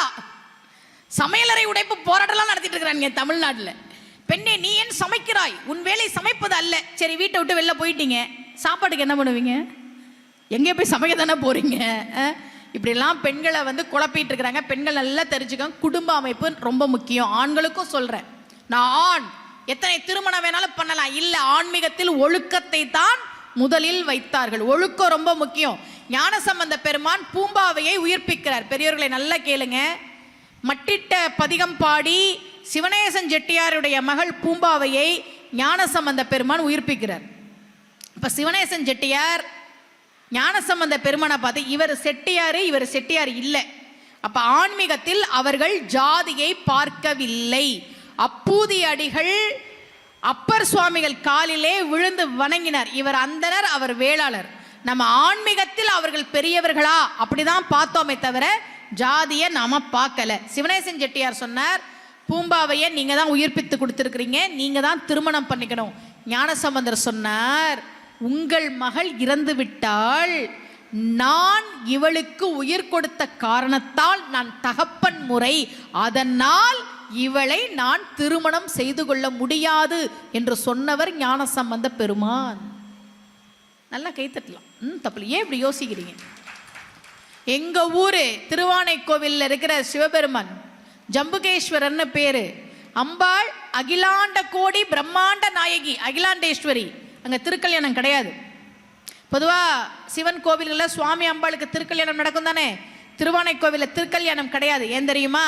அங்கே சிவபெருமான் குருவாக இருக்கிறார், அன்னை மாணவியாக இருக்கிறாள், சிஷ்யையாக அம்பாள் இருப்பதால் அந்த கோவிலில் திருக்கல்யாணம் கிடையாது. ஆசிரியர்னா ஆசிரியர் தான், மாணவினா மாணவிதான். நீ வேற எந்த உரிமையும் எடுத்துக்கொள்ள கூடாது என்பதை தெய்வங்களே நமக்கு பாடமாக வாழ்ந்து காட்டிக் கொண்டிருக்கின்றன. ஒழுக்கம் ரொம்ப முக்கியம். நீங்க அதெல்லாம் இல்லை, ரொம்ப மாறி போயிடுச்சு. நம்மளை நிறைய திசை திருப்புறாங்க. எவ்வளோ நாளைக்கு இப்படியே இருப்பீங்க, எவ்வளோ நாளைக்கு குடும்பத்திலே இருப்பீங்க, எவ்வளோ நாளைக்கு குடும்பத்துக்கு சமைச்சுக்கிட்டே இருப்பீங்க, அப்படியெல்லாம் இல்லை. நமக்கு உங்களுக்கு உங்கள் கணவர் முக்கியம், உங்கள் பிள்ளைகள் முக்கியம். எக்காரணம் கொண்டும் வாழ்க்கையில் தப்பான முடிவை எடுக்காதீங்க. நான் சொல்கிறேன், ஏன்னா நான் நிறைய சொற்பொழிவுகளுக்கு போகிறேன். நிறைய பேர் சின்ன சின்ன விஷயத்துக்கெல்லாம் தப்பான முடிவை எடுக்கிறாங்க. பெண்கள் முக்கியமாக சொல்கிறேன், குழந்தைங்களுக்காக நீங்கள் நல்லா உயிரோட இருந்து தான் ஆகணும். உங்கள் பிள்ளைங்களை வேற யாரும் பார்த்துக்க மாட்டாங்க. உங்கள் பிள்ளைங்க ஸ்கூல் விட்டு வரும்போது என் பிள்ளைக்கு பிடிக்குன்னு சமைச்சு வச்சுட்டு காத்துட்டு இருப்பீங்களே, நீங்கள் இல்லைன்னா உங்கள் பிள்ளைங்க என்ன பண்ணுவாங்க? யாரும் சோறு போட மாட்டாங்க. அண்ணன் பார்த்துக்குவாரு, தம்பி பார்த்துக்குவாரு, அதெல்லாம் கிடையவே கிடையாது. அந்த குடும்பம் சாப்பிடும், உங்கள் பிள்ளைக்கு சோறு கிடையாது. அந்த பிள்ளைங்க படிப்பாங்க, உங்கள் பிள்ளைய படிக்க வைக்க மாட்டாங்க. அவங்க சந்தோஷமா இருப்பாங்க, உங்கள் பிள்ளை அழுதுகிட்டே இருக்கும். அதனால இங்கே இருக்கக்கூடிய ஆண்கள் பெண்கள் அத்தனை பேருக்கு சொல்கிறேன், என்ன கஷ்டம் வந்தாலும் பார்த்துக்கலாம், என்ன கஷ்டம் வந்தாலும் பார்த்துக்கலாம். முதல்ல நாம அதற்கு உயிரோட இருக்கணும், தெய்வத்தை சரணடையணும். என்னைக்கு இருந்தாலும் எல்லா பிரச்சனைக்கும் ஒரு தீர்வு வருங்க, தெய்வம் கண்டிப்பாக கொடுக்கும். நம்பிக்கையோட இருங்க, சரியா? ஒரு 2-3 செய்திகள் மட்டும் சொல்றேன். நம்முடைய சைவ சமயத்தில் குருவருள் மூலமாகத்தான் திருவருளை பெற முடியும் என்பதை ஒரு கட்டாயமாகவே வைத்தார்கள். ரொம்ப அழகா திருமூலர் சொன்னார், தெளிவு குருவின் திருமேனி காண்டல், தெளிவு குருவின் திருநாமம் செப்பல், தெளிவு குருவின் திரு வார்த்தை கேட்டல், தெளிவு குரு உரு சிந்தித்தல் தானே. குரு வழிபாடு அப்படின்றது ரொம்ப ரொம்ப முக்கியம். ரொம்ப அழகா அப்பூதி அடிகளை பத்தி ஒரு செய்தி. நீங்க நாயன்மார்கள் எடுத்து பாருங்களேன். நாயன்மார்கள் வரலாற்றில் கோவிலுக்கு போனவங்க, இறைவனுக்கு தொண்டு செஞ்சவங்க எல்லாம் இருக்கிறாங்க. அப்பூதி அடிகள் என்ன பண்ணார் அப்படின்னா, அப்பூதி அடிகள் திருநாவுக்கரசர் சுவாமிகளின் பெயரை தவிர வேற எதையுமே சொல்லலை. திலகவதியார் அப்பர் சுவாமிகளுக்கு தீட்சை கொடுத்தார், அதை நம்ம பார்த்தோம்ல. அவங்க தீட்சை கொடுத்தாங்க, திருவாளன் திருநீரு திலகவதியார் கொடுத்தார். திருநாவுக்கரசன்ற பேரை யாரு கொடுத்தா அப்படின்னா சிவபெருமான் கொடுத்தார். திருநாவுக்கரசன்ற பேரு சிவபெருமான் வச்ச பேரு. இந்த திருநாவுக்கரசன்ற பேரை தான் அப்பூதியடிகள் திரும்ப திரும்ப திரும்ப திரும்ப சொல்லிக்கிட்டே இருந்தார். அவர் வீட்டில் இருந்த உலக்குக்கு பேரு திருநாவுக்கரசு. அவர் வீட்டில் இருந்த பாத்திரங்களுக்கு பேரு திருநாவுக்கரசு, அவர் வீட்டில் இருந்த பசுவுக்கு பேரு திருநாவுக்கரசு, அவர் வீட்டில் இருந்த எரும மாட்டுக்கு பேரு திருநாவுக்கரசு, அவருக்கு 2 பசங்க, பெரிய பையனுக்கு பேரு மூத்த திருநாவுக்கரசு, 2வது பையனுக்கு பேரு சின்ன திருநாவுக்கரசு. மனைப்பால் உள்ள அளவைகள் நிறைகோள் மக்கள் ஆவோடு மேதி அனைத்தும் அரசின் திரு நாமம் சாற்றும் அவ்வொழுக்கலாற்றார் என்கிறார் தெய்வ சேக்கிழார். எல்லாத்துக்கும் திருநாவுக்கரசர் தான் பேர் வச்சார். அவர் வச்ச தண்ணீர் பந்தலுக்கு பேரு திருநாவுக்கரசர். ரொம்ப அழகா 4வர் 4 மணி மாலை சொல்லுது, இந்த அப்பூதி அடிகள் தவம் பண்ணல, நெருப்புல நிக்கல, வெறும் தண்ணியை மட்டும் குடிச்சு உயிர் வாழல, திருநாவுக்கரசர் திருநாவுக்கரசர் சொல்லியே உயர்ந்த கதியை அடைந்து விட்டார். உற்றான் அலன் தவம், தீயில் நின்றான் அலன், ஊன் புனலா அற்றான் அலன் நுகர்வும், திருநாவுக்கரசு என்னும் ஓர் சொல்தான் எழுதியும் பேசியுமே என்றும் துன்பில் பதம் பெற்றான் ஒரு நம்பி அப்பூதி என்னும் பெருந்தகையே. திருநாவுக்கரசர் திருநாவுக்கரசன் அந்த பேரை சொல்லியே மிக உயரிய கதையை அடைந்தவர் அப்பூதியடிகள். அதே மாதிரி இன்னொருத்தர் இருந்தார், பெருமிழலை குறும்பர். அவருக்கு சுந்தரர் மேல பெரும் விருப்பம். அவருடைய பெயரை சொல்லி சொல்லி சொல்லி சொல்லி அவர் நற்கதியை பெற்றார். அப்ப சைவ சமயம் நமக்கு என்ன சொல்லுதுன்னா, சிவபெருமானுடைய அருள் வேணும்னா குரு அருள் வேணும் சொல்லிட்டு ரொம்ப தெளிவா திருமூலர் சொன்னார், கொள்ளினும் நல்ல குருவை கொள்க, அது முக்கியம். நான் தான் உன் குரு, உன் பிரச்சனையெல்லாம் தீக்கிறேன் அப்படின்னு யாராவது கிளம்பி வந்தா சரிங்க குருவேன்லாம் சொல்லக்கூடாது. நல்ல குருவா அப்படின்றத நாம விசாரிச்சுக்கணும். இப்போ வாழ்க்கையில் வந்து ஒரு உடம்புல வந்து ஒரு நோய் வந்துருச்சு, நோய் வராதா? கண்டிப்பாக வரும். நோய் வருகிற போது நம்ம டாக்டர்கிட்ட போயிட்டு டாக்டர் என்ன சொல்றாரு அப்படின்னு கேட்டுட்டு நம்முடைய அருளாளர்கள் அதற்கென பாடி கொடுத்த அந்த பதிகங்களை சொல்லணும். இப்போ வயிறு வலி அப்படின்னா முதல் பாட்டு அப்பர் சுவாமிகள் பாடினாரே, கூற்றாயினவாறு விளக்ககளிர். இதில் பாருங்களேன், இப்போ 2 பேர் நண்பர்களாகும்போது முதல்ல பேசும்போது நீங்கள் எந்த ஊர், உங்கள் வீடு எங்கே இருக்குது, இப்படி பேசிக்குவாங்க. அப்புறம் நல்ல ஃப்ரெண்ட்ஸ், டே மச்சான் வாடா அப்படின்னு பேசிக்குவாங்கல்ல. அந்த மாதிரி அவர் இப்போ தான் வேறு சமயத்துலேருந்து சைவ சமயத்துக்கு வந்திருக்கிறார். வயிறு வலி தாங்க முடியல, இப்படி மரியாதையாக பாடுறார் சிவபெருமானை. ஏன்னா இன்னொரு இடத்துலேருந்து வந்திருக்கிறார் சிவபெருமான் கிட்ட. கூற்றாயினவாறு விளக்ககளீர், பன்மையில் மரியாதையாக பேசினாராம். 4-5 பாட்டு பாடின பிறகு சலம் பூவோடு தூபம் மறந்தறியேன், தமிழோடு இசைப்பாடல் மறந்தறியேன், நலம் தீங்கிலும் உன்னை மறந்தறியேன், உன்னாமம் என்னாவில் மறந்தறியேன். ஃபர்ஸ்ட் பேசும்போது வாரீர் போரீர் செய்வீர் அப்படின்னு ஆரம்பிச்சாரு. அப்புறம் நம்ம சிவபெருமான் தான், எப்ப வலிக்குதுப்பா சீக்கிரம் குணப்படுத்துப்பா அப்படின்னு அந்த உரிமையை அப்பர் சுவாமிகள் எடுத்துக்கிட்டார். நம்ம சிவபெருமான் கிட்ட அந்த உரிமையை எடுத்துக்கலாம். எப்பா நான் கஷ்டப்படுறேனே, நீ பார்க்க மாட்டியா, என்ன கொஞ்சம் கண் திறந்து பாரு, எனக்கு இதை செய்ய. வயிறு வலி அப்படின்னா அந்த பதிகம் படிக்கணும். எலும்பு சம்பந்தப்பட்டதுக்கு திருமாகரல் அந்த பதிகம் படிக்கணும். தோல் நோய் சம்பந்தப்பட்ட விஷயங்களுக்கு உக்த வேதீஸ்வரர் குத்தாலம் பக்கத்தில் இருக்கு, அந்த கோவிலில் பாடப்பட்ட பதிகத்தை படிக்கணும். பொருளாதாரத்துக்கு சொல்லிட்டேன், இடரினும் தளரினும் படிக்கணும். அதே மாதிரி நவகிரக தோஷம் நீங்கிறதுக்கு கோளறு பதிகம் படிக்கணும். வீட்டில் யாருக்காவது பிறந்த நாள் வந்ததுன்னா, திருமண நாள் வந்ததுன்னா, அந்த காலத்துலலாம் கல்யாணத்திலேயே இந்த பதிகம் பாடிதான் வாழ்த்துவாங்க. மண்ணில் நல்ல வண்ணம் வாழலாம் வைகளும், எண்ணில் நல்ல கதிக்கு யாதுமோர் குறைவில்லை, கண்ணின் நல்லதொரும் கழு மல வள நகர் பெண்ணின் நல்லாலோடும் பெருந்தகை இருந்ததே. ஒரு காலத்துல யாருக்காவது கல்யாணம் நடந்ததுன்னா இந்த பதிகம் சொல்லி தான் மணமக்களை வாழ்த்துவாங்க. நாமளும் வீட்டில் உங்களுக்கு திருமண நாள் வருது, பிள்ளைகளுக்கு பிறந்த நாள் வருதுன்னா இந்த பதிகம் சொல்லி பிள்ளைங்களுக்கு அட்சதை போட்டு ஆசீர்வாதம் பண்ணுங்க. மண்ணில் நல்ல வண்ணம் வாழலாம் சொல்லும் போதே எவ்வளவு நல்லா இருக்கு, நல்லா வாழலாம்ப்பா. மண்ணில் நல்ல வண்ணம் வாழலாம் வைகளும், எண்ணில் நல்ல கதிக்கு யாதுமோர் குறைவில்லை, கண்ணின் நல்லதொரும் கழு மல வள நகர் பெண்ணின் நல்லாலோடும் பெருந்தகை இருந்ததே.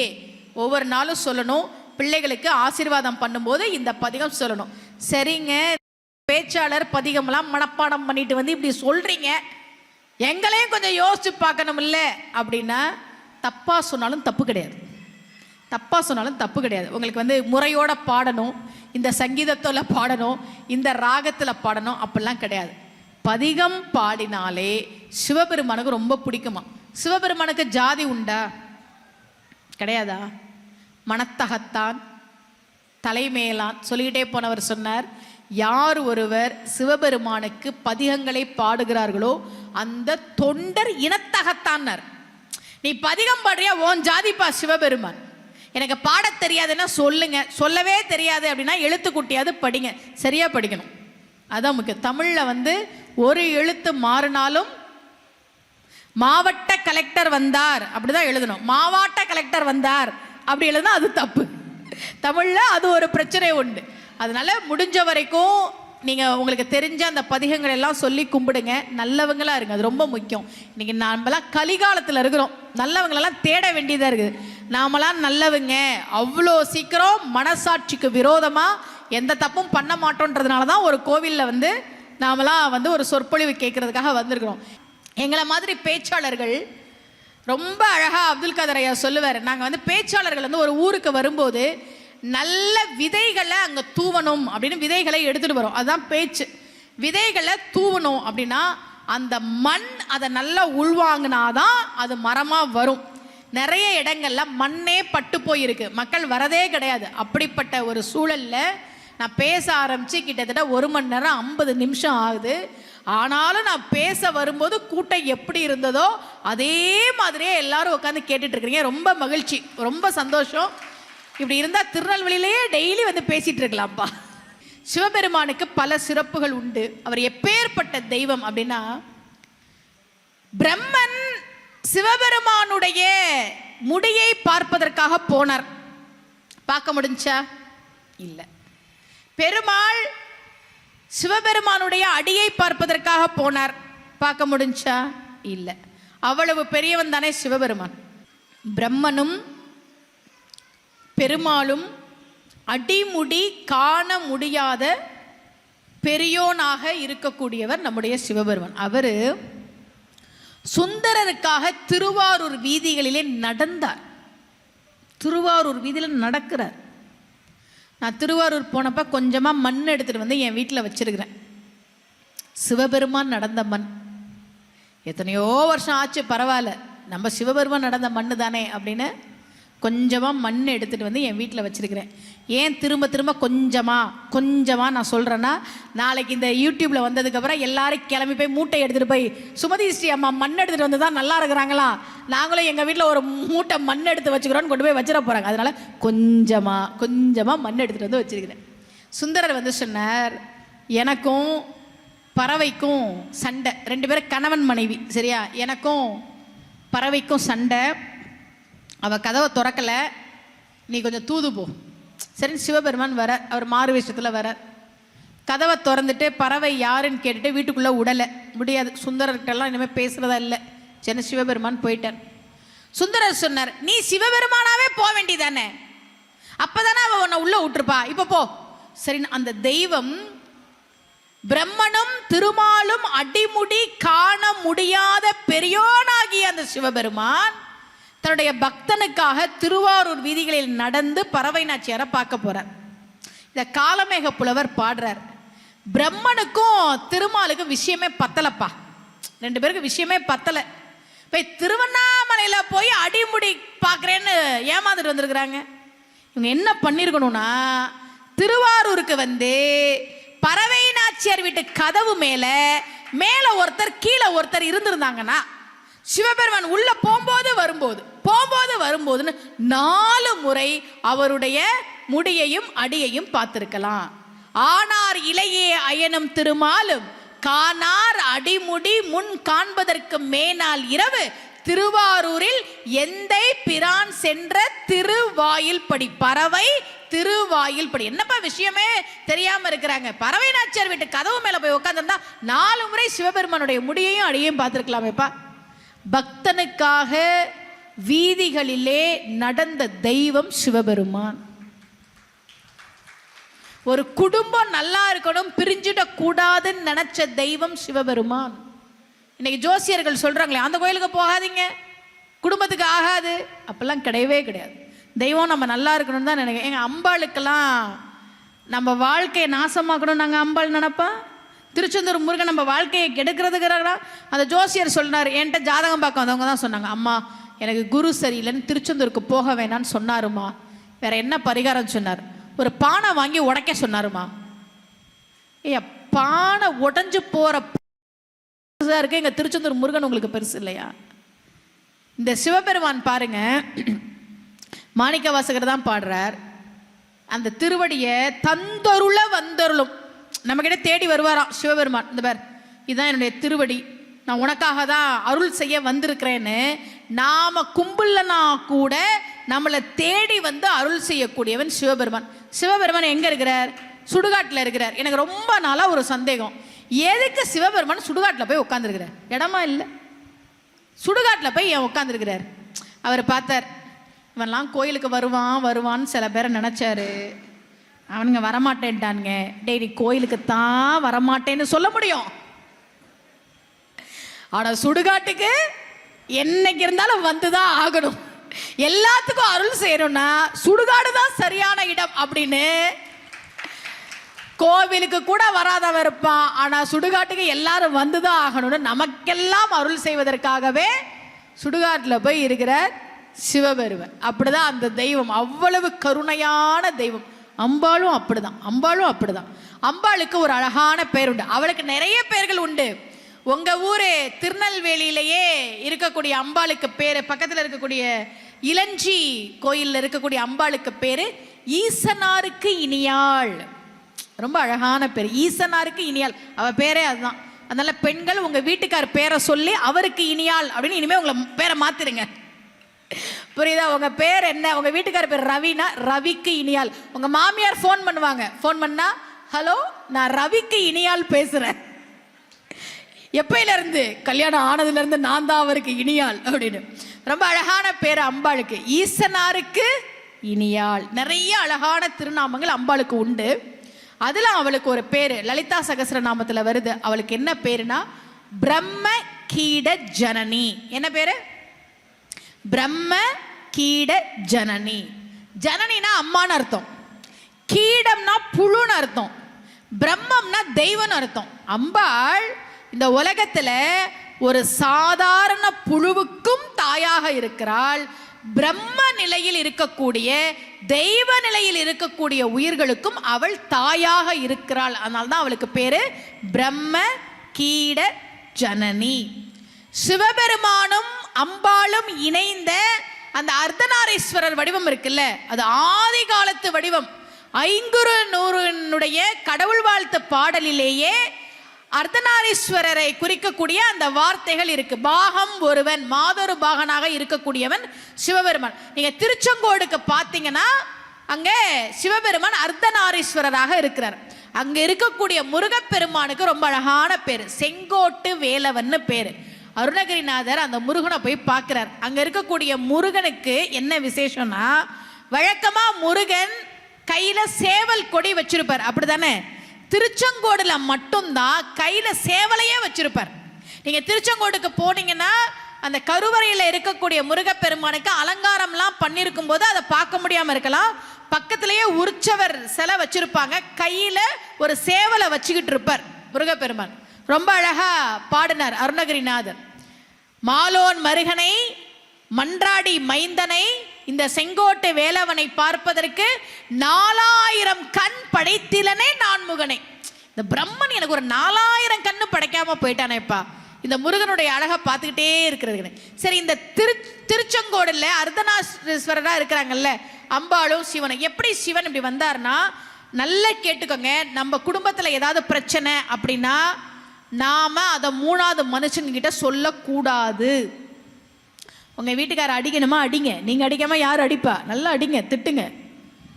அப்புறம் கணவன்மாரெலாம் மனைவி அடிச்சா வாங்கிக்கோங்க, மனைவிட்ட அடி வாங்கிக்கோங்க. அடிங்கெல்லாம் நான் சொல்லலை, தெளிவாக பேசியிருக்கிறேன். ஆனால் 3வது நபர்கிட்ட உங்கள் குடும்ப விஷயத்தை நீங்கள் சொன்னீங்கன்னா கண்டிப்பாக என்னைக்கு இருந்தாலும் அந்த குடும்பத்தில் அது பிரச்சனையாக வந்து நிற்கும். நீங்கள் மறந்துடுவீங்க, அவங்க மறக்க மாட்டாங்க. ஒரு அம்மா வந்து வேலண்டைன்ஸ் டே அன்னைக்கு ஸ்டேட்டஸ் வச்சிருந்துச்சு. என்ன தெரியுமா வச்சிருந்துச்சு? ஃப்ரெண்ட்ஸ், இன்னைக்கு என் கணவர் வேலண்டைன்ஸ் டேக்கு எனக்கு கிஃப்ட் கொடுக்கவே இல்லை. இவன் வீட்டுக்காருக்கு கிஃப்ட் கொடுக்குறா, நீ அவர்கிட்ட போய் கேளுமா, ஸ்டேட்டஸ் வச்சு எதுக்குமா அதெல்லாம் சொல்லிட்டு இருக்கிறேன்னு. நல்ல கேளுங்க. சிவபெருமானும் அம்பாளும் நமக்கு ஒரு பாடம் கற்றுத்தருகிறாள். என்ன தெரியுமா? பிரிங்கி முனிவர்னு ஒரு முனிவர், அவர் தினமும் கைலாயத்துக்கு வருவார். வந்து அவருக்கு எப்பவுமே அம்பாளை விட சிவபெருமான் மேலதான் விருப்பம். அதனால சிவபெருமான இப்படி வலம் வந்துட்டு போயிடுவார். அம்பாளை திரும்பி கூட பார்க்க மாட்டார். அவர் முரட்டு சிவபக்தர். அம்பாள் ஒரு நாள் பார்த்தா இவர் வராரு, சிவபெருமானை மட்டும் வலம் வந்து கும்பிட்டுட்டு போறாரு. இன்னைக்கு நம்ம அவர் பக்கத்துல நெருக்கமா உட்காந்துருப்போம், என்ன பண்றாருன்னு பார்ப்போம் அப்படின்னு சிவபெருமான் பக்கத்துல அம்பாள் நெருங்கி உட்காந்துட்டா. இப்ப இந்த பிரிங்கி முனிவரால சிவபெருமானை மட்டும் வலம் வர முடியாது. அம்பாள் நினைச்சா என்னையும் சேர்த்துதான் இன்னைக்கு நீ வலம் வரணும், வா. இவர் என்ன பண்ணாரு, ஒரு வண்டா உருவத்தை மாத்திக்கிட்டு சிவபெருமானை மட்டும் சுத்தி விட்டு போயிட்டார். அம்பாள் அன்னைக்குதான் முடிவெடுத்தா, சிவபெருமான் பக்கத்துல இல்ல, அவர் உடம்பிலேயே ஒரு பாகத்தை வாங்குவது என்று முடிவெடுத்து தவம் செய்து அவள் அம்பாளினுடைய அந்த தவத்தின் பயனாக சிவபெருமான் அர்த்தநாரீஸ்வரராக காட்சி தருகிறார். இப்ப இந்த முனிவருக்கு பேரு பிரிங்கி முனிவர். சரியா? பிரிங்கினா அந்த கருவண்டா இருப்பார், அதனால அவருக்கு பேரு பிரிங்கின்னு பேரு. அதுக்கு முன்னாடி அவருக்கு என்ன பேர் தெரியுமா? என்ன பேர் தெரியுமா? பரங்கின்னு பேரு. பரங்கினா வெள்ளைன்னு அர்த்தம், அதனாலதான் பரங்கி காய் சொல்றோம்ல. ஆங்கிலேயர்களை நாம ஏன் பரங்கியர்கள்னு சொன்னோம்னா வெள்ளையா இருந்தாங்க, வெள்ளைக்காரர்களுக்கு பேர் தான் பரங்கியர்கள். பரங்கினா வெள்ளை. இவர் என்ன பண்ணாரு, வெள்ளையா வந்து சிவபெருமான இப்படி சுத்திட்டு போனார். சரியா? அம்பாள் சிவபெருமானுடைய உடம்பிலே இடம் வாங்கி அர்த்தநாரீஸ்வரராக நின்ற அந்த நாள் கார்த்திகை மாதம், கார்த்திகை நட்சத்திரம். உங்களுக்கு தெரியும், திருவண்ணாமலையில ஜெகஜோதியா இருக்கும் போது அந்த ஒளியை பார்க்க முடியாமல் பொசுங்கி போனதா அந்த வண்டு. இது ஒரு கதை தானே, சாதாரண கதை தானே. இந்த கதை என்ன தெரியுமா சொல்லுது? சிவபெருமான அம்பாள் நமக்கு என்ன தெரியுமா சொல்லி தராங்க? கணவன் மனைவியாக நீங்கள் இருக்கிற போது உங்களை பிரிப்பதற்கு மூணாவது நபர் யாராவது ஒருத்தவங்க வருவாங்க. நீங்க ரெண்டு பேரும் சேர்ந்து நின்று ஒளிமயமான வாழ்க்கையை வாழ்கிற போது பிரிக்க வந்தவர்கள் அந்த ஒளியிலேயே கருகி போய் விடுவார்கள் என்பதைத்தான் சிவபெருமானும் அம்பாளும் நமக்கு பாடமாக சொல்லி கொடுக்கிறார்கள். மூணாவது நபருக்கு வீட்டில் இடமே கிடையாது. அது யாரா இருந்தாலும் சரி, நம்ம தெய்வங்களை எத்தனை எத்தனை பாடங்களை நமக்கு சொல்லி கொடுத்துட்டு இருக்கிறாங்க. ஒன்னொன்னுக்கும் அர்த்தம் இருக்கு. இப்ப சுந்தரர் சிவபெருமான் கிட்ட சண்டை போடுறார், நிறைய சண்டை போடுறார். அவர் கொஞ்ச நேரம் சண்டையா போட்டார். அவரு கோயிலில் போய் கேட்டாரு சிவபெருமான் கிட்ட, நான் உனக்கு எவ்வளவோ கெஞ்சி பார்த்துட்டேன், கண்ணை கொடுப்பியா மாட்டியா? அவர் சொன்னார் மாட்டேன். எவ்வளவோ கெஞ்சினார், திட்டினாரு, அழுதாரு, புலம்பினாரு. ஒழுக்க என் கண்ணுக்கு ஒரு மருந்துரைய வழுக்கி விழினும் உன்னை மறவேன். அந்த வார்த்தையெல்லாம் ரொம்ப முக்கியம். வாழ்க்கையில நான் தடுக்கி விழுந்துட்டாலும் உன்னை மறக்க மாட்டேன் சிவபெருமானை. ஆன்மீக சொற்பொழிவாளர்கள்ல கல்யாணம் ஆகாதவங்க இருக்கிறாங்க, கல்யாணம் ஆகாதவங்க இருக்கிறாங்க. ஆன்மீக சொற்பொழிவாளர்களில் குழந்தை இல்லாதவங்க இருக்கிறாங்க. ஆன்மீக சொற்பொழிவாளர்களில் சொந்த வீடு இல்லாதவங்க இருக்கிறாங்க. பெரிதாக பொருளாதார வசதி இல்லாதவங்க இருக்கிறாங்க.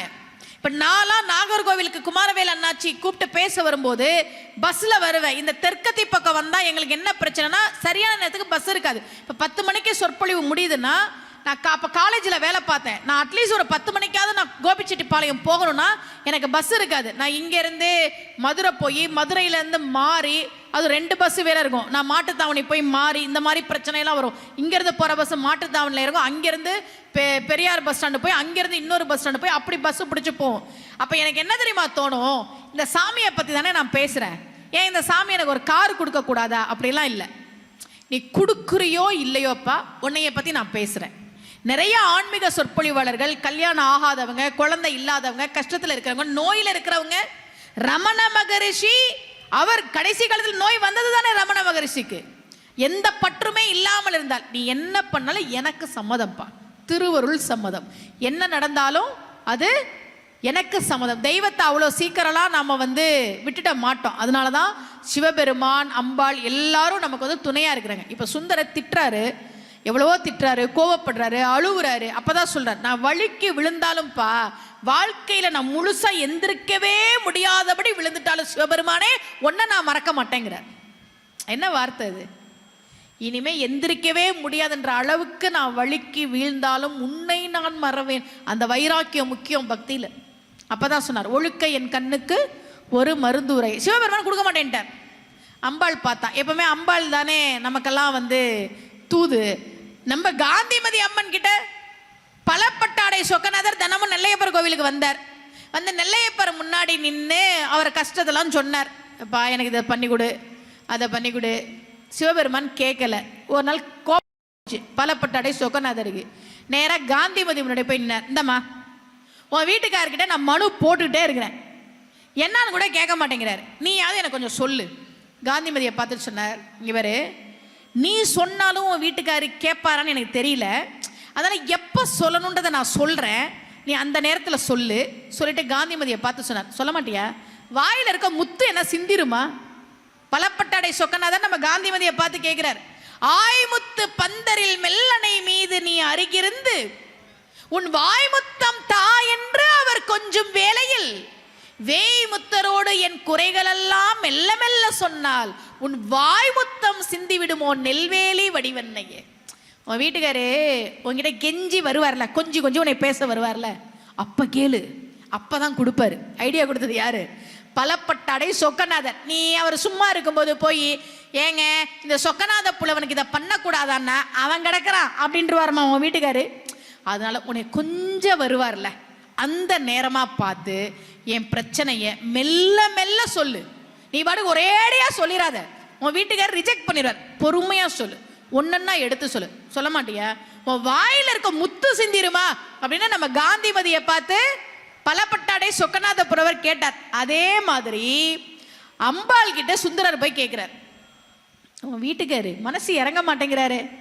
இப்போ அம்பாள், சரி விடு, நான் பேசி பார்க்குறேன் உனக்காக அப்படின்னு சிவபெருமான் கிட்ட அம்பாள் சொன்னா, ஏங்க சுந்தரன் பாவங்க, நம்ம புள்ள தானேங்க, கண்ணு கொடுங்க. சிவபெருமான் சொன்னார், அதெல்லாம் கொடுக்க முடியாது, கொடுக்க முடியாது, வேணும்னா இதை வச்சுக்க சொல்லு அப்படின்னு ஒரு ஊன்றுகோலை தூக்கி போட்டார். குச்சியை வச்சு நடக்க சொல்லுன்னு. அதனால அந்த கோயிலில் இருக்கக்கூடிய சிவபெருமானுக்கு பேரு ஊன்றீசர்னு பேரு. திருவன்பாக்கத்தில் இருக்கிறார், ஊன்றீசர்னு பேரு. இவர் சுந்தர தடவி தடவி தடவி அந்த குச்சியை எடுத்து போய் நடக்கிறார். டக் டக் டக்குன்னு நடக்கிறாரு. அம்பாளுக்கு மனசு பொறுக்கல, எங்க நம்ம புள்ளங்க கண்ணை கொடுக்க மாட்டேன், நீங்க பாட்டு குச்சியை கொடுத்துட்டீங்க, அவன் டக்கு டக்குன்னு நடந்து போறான், இப்ப எப்படி பண்றது, அவனுக்கு எப்படி பார்வை கொடுக்கறது? வீட்டுக்காரரை மீறி பார்வை கொடுக்க முடியாது. அதனால அம்பாள் என்ன பண்ணாலாம், சுந்தரர் நடக்கும் வழிதோறும் மின்னல் ஒளியாக வந்து அவரை சுற்றி வெளிச்சத்தை ஏற்படுத்தி கொடுத்தாலாம். அதனால அந்த கோயில இருக்கக்கூடிய அம்பாளுக்கு பேரு மின் ஒளி அம்மைன்னு பேரு. அது மின்னலை கொடுத்தா, அதனால மின் ஒளி அம்மை. சரி, ஏன் சிவபெருமான் சுந்தரருடைய கண்ணை பறிச்சார்? அவர் எதையுமே ரொம்ப உரிமையா கேட்பார். சிவபெருமான் கிட்ட ஆர்டர் தான் போடுவார். இந்த பணிவெல்லாம் நீங்க சுந்தரர்கிட்ட பெரும்பாலான இடங்கள்ல பார்க்கவே முடியாது. கொடுப்பியா மாட்டியா, செய்வியா மாட்டியா, தருவியா மாட்டியா, ஏன் செய்ய மாட்டியா நீ, இப்படிதான் பேசுவார். அரே, திருவாரூர்ல ஒரு பெரிய ஒரு நில கிழார், அவர் ஒவ்வொரு மாசமும் நெல் மூட்டையை சுந்தரர் வீட்டுக்கு அனுப்புவார். ஒரு முறை பஞ்சம் வந்துருச்சு, இவருக்கு மனசு கஷ்டமான கஷ்டம். சிவபெருமானே, நான் எப்போவுமே சுந்தரருக்கு நெல் மூட்டையெல்லாம் கொடுத்து அனுப்புவேன், இந்த மாதம் கொடுத்து அனுப்ப முடியலையே அப்படின்னு அவர் வருத்தப்பட்ட உடனே சிவபெருமான் நெல் மழையை பொழிவிக்கிறார். இது நடந்தது திருவாரூர்ல. கோளிலிநாதர் அப்படின்னு அங்கே இருக்கக்கூடிய சிவபெருமானுக்கு பேரு. கோள்னா கிரகங்கள், நவகிரகங்களுக்கு வேலையே கிடையாது, சிவபெருமான் இருக்கிறதுனால கோளிலிநாதர். திருக்குவளை அந்த ஊர் பேர். இப்போ நெல் மழை பொழிஞ்சது, இவருக்கு ஒரே சந்தோஷம். இப்போ சுந்தரரை ஆள் அனுப்பி கூட்டிட்டு வர சொல்றாரு. வந்து சுந்தரரை பாருங்க பாருங்க, சிவபெருமான் அருளால எவ்வளோ நெல் மழை பெஞ்சு எவ்வளோ நெல் இருக்கு. இப்போ சிவபெருமானோட அருளை பார்த்துட்டு சுந்தரர் என்ன சொல்லணும், நீங்க சொல்லுங்க, என்ன சொல்லணும் சுந்தரர்? அடடா, சிவபெருமான் என் வறுமையை போக்குவதற்காக நெல் மழையையே பெய்வித்திருக்கிறானே, என்ன ஒரு கருணை, இப்படிதானே சொல்லணும். சொன்னா அவர் சுந்தரரா? அவர் சொன்னாரு, ஆமா, சிவபெருமான் பாட்டுக்கு இப்படி நெல் மழையை பெய்விச்சு முடிச்சுட்டா இதெல்லாம் என் வீட்டில் கொண்டு வந்து யாரு கொடுப்பா? அதுக்கு நான் தனியா ஆள் போடணுமா? நீல நினைந்தடியேன் உன்னை நித்தமும் கை தொழுவேன். உனக்கு எப்போ நினைச்சிட்டே இருப்பேன்ப்பா. குண்டையூர் சில நெல் பெற்றேன், பெஞ்சது மழை, மலை மாதிரி குவிஞ்சிருக்கு. சில நெல்லு பெற்றாராம். சில நெல்லு பெற்றேன், ஆளில்லை எம்பெருமான் அவை அட்டித்தர பணிய. ஆள் இல்லப்பா, எல்லாத்தையும் வீட்டில் கொண்டு வந்து சேர்த்துருன்ட்டு சிவபெருமான் பூதகணங்களை அனுப்பி அந்த நெல்லெல்லாம் மூட்டையாக கட்டி சுந்தரர் வீட்டில் கொண்டு வந்து கொடுத்தாராம். அந்த சிவனுக்கு எத்தனை வேலை, எத்தனை வேலை. அப்படி உரிமையாக கேட்பார் சுந்தரர். அப்பர் சுவாமிகள் கேட்கவே மாட்டார். அவர் உழவாரம் தான் முக்கியம் அப்படின்னு இருந்தவர். ஞான சம்பந்தர் கேட்க தேவையே இல்லை. புல்ல நடக்குதுன்னு சிவபெருமானுக்கு மனசு பொறுக்கலை. பல்லக்கு வருது, புல்ல வெயில்ல போகுதுன்னு மனசு பொறுக்கலை. முத்து சிவிகை வருது, புள்ளைக்கு விசிறி வருது, எல்லாம் வருது. ஞான சம்பந்த பெருமானுக்கு கேட்காமையே சிவபெருமான் கொடுத்தார். அவர் செல்ல பிள்ளை. அப்படித்தான் அந்த அருளாளர்கள் பாடி கொடுத்த பதிகங்களை நாம் படிக்கிற போது நிச்சயமாக நிச்சயமாக நமக்கு நல்ல விஷயங்கள் நடக்கும். திருவாசகம் முற்றோதல்னு ஒன்று இருக்குல்ல. நீங்கள் ஏதாவது ஒரு விஷயம் சங்கல்பம் பண்ணிக்கிட்டு அந்த திருவாசகத்தை நீங்கள் படிக்க ஆரம்பிங்க. ஏதாவது ஒரு விஷயம் உங்களுக்கு நடக்கணும் அப்படின்ற ஒரு விஷயத்தை மனசில் சங்கல்பம் பண்ணிவிட்டு திருவாசகம் மொதல் பாட்டில் இருந்து ஆரம்பித்து நீங்கள் மெதுவாக படிங்க. கடைசி பாட்டு முடியும் போது ஏதோ ஒரு விதத்தில் பல நாட்களாக தடைப்பட்டிருந்த காரியம், பல மாதங்களாக தடைப்பட்டிருந்த காரியம் நடக்கும் அப்படின்றது நம்பிக்கை. நான் ஒரு நாள் நம்ம இதை செஞ்சு பார்ப்போம் அப்படின்னு நான் ஒரு வேண்டுதல் வச்சு திருவாசகம் முற்றோதல் சங்கல்பம் பண்ணேன். எனக்கு அது நடந்தது. நான் என்ன வேண்டினோ அது திருவாசகம் முடிச்சோன்னு நடந்தது. இப்போ நம்ம அடுத்து என்ன பண்ணுவோம்? சரி, இன்னொன்று நம்ம கேட்போம். நமக்கு என்ன போதுன்ற மனசா வந்துடும். சரி, நம்ம இன்னொன்று கேட்போம் அப்படின்னு இது உடனடியாக நடக்குதே. இப்போ பெரிய புராணம்லாம் படிக்கணும்னா அது இருக்கு நிறைய பாட்டு, கம்பராமாயணம் அது இருக்கு நிறைய பாட்டு. அதனால நம்ம திருவாசகம் முற்றோதல் நமக்கு எளிமையாகவும் இருக்கு, சீக்கிரமும் முடிச்சலான்னு ரெண்டாவது மறுபடியும் ஒரு விஷயம் சங்கல்பம் பண்ணிட்டு நான் படித்தேன், முடித்தேன். ஆனால் நடக்கலை. என்னன்னு தெரியலையே, நடக்கலையே அப்படின்னு யோசிச்சுட்டு இருந்தேன். ஆனால் பாருங்க, ஒரு 1.5 மாதம் கழித்து நான் வேண்டின விஷயம் நடந்துருச்சு. ஆனால் லேட்டாக தான் நடந்தது. அன்றைக்கி தான் நான் யோசிக்கிறேன், கரெக்டாக மாணிக்க வாசகர் திருவாசகம் எழுதின ஆனி மாதம் ஆயில்ய நட்சத்திரம் அன்னைக்கு அது நடந்தது. எனக்கு தெரியல, ஒருவேளை அன்னைக்கு நடக்கணும் அப்படின்றதுக்காக அது இருந்ததோ என்னவோ அப்படின்றது தெரியல. தெய்வம் நிச்சயமாக நம்ம கேட்குறத கொடுக்கும், நம்முடைய பிரார்த்தனைகளை செவிசாய்க்கும். நிறைய பதிகங்கள் படிக்க முடியலனாலும் சின்ன சின்ன பதிகங்கள் 4 வரி நீங்கள் படிங்க. அதே மாதிரி திருநெடுங்குளம்னு இருக்கு, அங்கே அவர் பாடி கொடுத்த அந்த பதிகத்துக்கே காரிய தடை நீக்கும் பதிகம்னு பேர். யாருக்காவது ப்ரொமோஷன் வேணும்னா, ப்ரொமோஷன் எனக்குன்னு சொல்லியிருந்தாங்க, வரல, இல்லை வேலை கிடச்சிருச்சு வரல. நேற்று ஒரு பொண்ணு என்கிட்ட ஜாதகம் பார்த்தாங்க, IAS எக்ஸாமுக்கு இன்டர்வியூ வரைக்கும் போய் செலக்ட் ஆகலையாம். ரொம்ப வருத்தப்பட்டாங்க. நான் செலக்ட் ஆகிடுவேன் நினச்சேம்மா, நான் கலெக்டர் ஆகிடுவேன் நினச்சேன், நடக்கலையே அப்படின்னு ரொம்ப வருத்தப்பட்டாங்க. அது மாதிரி ரொம்ப நாளாக ஒரு காரியம் தடைப்பட்டுக்கிட்டே இருக்குது அப்படின்னா, மறை உடையாய் தோல் உடையாய் வார்சடை மேல் வளரும் பிறை உடையாய் பிஞகனே என்றுனை பேசி நல்லால் குறை உடையார் குற்றம் போராய் கொள்கையினால் உயர்ந்த நிறை உடையார் இடர்களையை நெடுங்களம் மேயவனே. அந்த பதிகத்தை சொல்லணும், உங்களுக்கு தெரிஞ்சவங்களுக்கும் சொல்லுங்க. எப்பவுமே முடிஞ்ச வரைக்கும் அடுத்தவங்களுக்கு உதவி பண்ணணும். ஆனால் சில பேர் எதுவும் பண்ணாமல் இருந்தாவே அது உதவியாக தான் இருக்குது. நான் உங்களுக்கு இன்னைக்கு சொல்றது 4-5 விஷயம் முக்கியமாக சொல்லிட்டு போறேன். குடும்ப அமைப்பு முக்கியம். எக்காரணம் கொண்டு குடும்பத்திலேருந்து வெளியில வராதிங்க. அம்மா அந்த அரசியல் தலைவர் அப்படி இருக்கிறாரே, அம்மா சினிமா நடிகர்கள் எப்படி இருக்கிறாங்களே, அவங்க நம்ம சாதாரண மனிதர்கள், சரியா? அவங்களுக்கும் நம்ம வாழ்க்கைக்கும் ஒத்து வராது. குடும்பம் ரொம்ப முக்கியம். பெண்களுக்கும் சொல்றேன், எக்காரணம் கொண்டும் குடும்ப அமைப்பை விட்டுறக்கூடாது. பிள்ளைகளை நல்லா பார்த்துக்கங்க. நமக்குன்னு ஒரு கலாச்சாரம் இருக்கு, நமக்குன்னு ஒரு பண்பாடு இருக்கு. ஆன்மீகம் அப்படின்றது நம்ம வாழ்க்கையில ஒன்றாக இணைந்த ஒரு விஷயம். அதெல்லாம் நம்ம பிரிக்கவே முடியாது. காலையில் எந்திரிச்சோன்னா குளிக்கிறோமோ இல்லையோ நெத்தில விபூதி வச்சுட்டு முருகா சிவாய நமன் சொல்லிட்டு வேலை பார்க்குறவங்க தான் நாம. அந்த பக்தி உணர்வை நம்ம பிள்ளைகளுக்கு சொல்லிக் கொடுங்க. எக்காரணம் கொண்டும் இன்னொருத்தர் மனசு நொந்து அழுவுறதுக்கு நாம காரணமாக இருக்கக்கூடாது. அது ஒன்று போதும். நீங்கள் சிவபெருமன்ட்ட எதுவுமே கேட்க வேணாம். வார்த்தையாலேயோ செயலையோ யாரையும் நாம கஷ்டப்படுத்தாம இருந்தாலே இறைவன் நம்மை தேடி அருள் செய்வன். நாம கும்பிடணும்னு கூட அவசியம்லாம் கிடையாது. அன்னைக்கு நான் மதுரையில் தான் எங்கள் திருமணம் நடந்தது. மீனாட்சி அம்மன் கோயிலில் தான் எங்களுடைய திருமணம் நடந்தது. எப்போ மதுரையில் நிகழ்ச்சினாலும் இல்லை மதுரையில் வேற ஏதாவது விசேஷனாலும் மீனாட்சியை போய் பார்த்துட்டு தான் வருவோம். அன்னைக்கு என்னன்னா, நான் போனது ரொம்ப அவசரமாக, நான் சென்னையிலேருந்து ஃப்ளைட் பிடிச்சி வரேன். நான் பேசிட்டு திரும்ப ஒரு நிகழ்ச்சி சாயந்தரம் சென்னையில். ஸோ நான் அன்னைக்கு உடனே ஃப்ளைட்டை பிடிச்சி நான் போகிறேன். கோயிலுக்கு போகிறதுக்குலாம் எனக்கு நேரம் இல்லை. எனக்கு என்னென்னா, இவ்வளோ தூரம் வந்தோம் மீனாட்சியை பார்க்காம போகிறோம், இவ்வளோ தூரம் வந்தோம் மீனாட்சியை பார்க்காம போகிறோம். இத்தனைக்கும் அடிக்கடி போகிற கோவில் தான். இருந்தாலும் ஐயோ எனக்கு மீனாட்சியை பார்க்கலையே அப்படின்றது. ஏர்போர்ட்டில் நான் வந்து வெயிட் பண்ணிட்டுருக்கேன் ஃப்ளைட்டுக்காக, சென்னை போகிற ஃப்ளைட்டுக்காக வெயிட் பண்ணிட்டுருக்கிறேன். ஒரு அம்மா என்கிட்ட வந்து பேசினாங்க. சங்கீதா அவங்க பேர். அவங்க மலேசியாக்காரங்க. கோவில்களுக்கெல்லாம் வந்தாங்க போல இருக்கு. அம்மா உங்கள் வீடியோஸ்லாம் பார்த்துருக்குறோம், உங்களை ரொம்ப பிடிக்கும் எங்களுக்கு. இப்போ கூட மீனாட்சி அம்மன் கோயிலுக்கு தான் வந்தோம், இந்தாங்க குங்குமம் எடுத்துக்கங்கன்னு கொடுத்தாங்க. அவங்க அந்த ஃப்ளைட்டில் சென்னை வரல, அவங்க மதுரையிலேருந்து வேற இதுக்கு போகிறாங்க. ஆனால் என்னைய பார்த்துட்டு ஏர்போர்ட்டில் பார்த்துட்டு அந்த குங்குமத்தை வந்து அவங்க கொண்டு வந்து கொடுத்தாங்க. அப்போ என்னன்னா, நம்ம நினச்சிக்கிறோம் சாமி நம்மளை கேட்கல, சாமி நம்மளை பார்க்கல, அதெல்லாம் பார்த்துட்டு தான் இருக்குது. என்னென்ன பண்ணுறோம், என்ன செய்கிறோம், எல்லாத்தையும் பார்த்துட்டு தான் இருக்குது. தெய்வம் நாம் நல்லவங்களாக இருக்கிற போது நிச்சயமாக நாம் அந்த தெய்வத்தை தேடி போலனாலும் நல்லவர்களாக இருந்ததற்கான பலனை தரும். இந்த உலகம் வந்து நன்றி உணர்வால் தாங்க நல்லா இருக்குது. ஏன் இன்னைக்கு உதவி செய்கிறவங்க குறைஞ்சிட்டாங்க தெரியுமா? நன்றி உணர்வு உள்ளவர்கள் குறைந்து விட்டார்கள். அதனால தான் இன்னைக்கு உதவி செய்கிறவங்களும் இல்லை. தெய்வங்களுக்கு நன்றியோடு இருக்கணும்.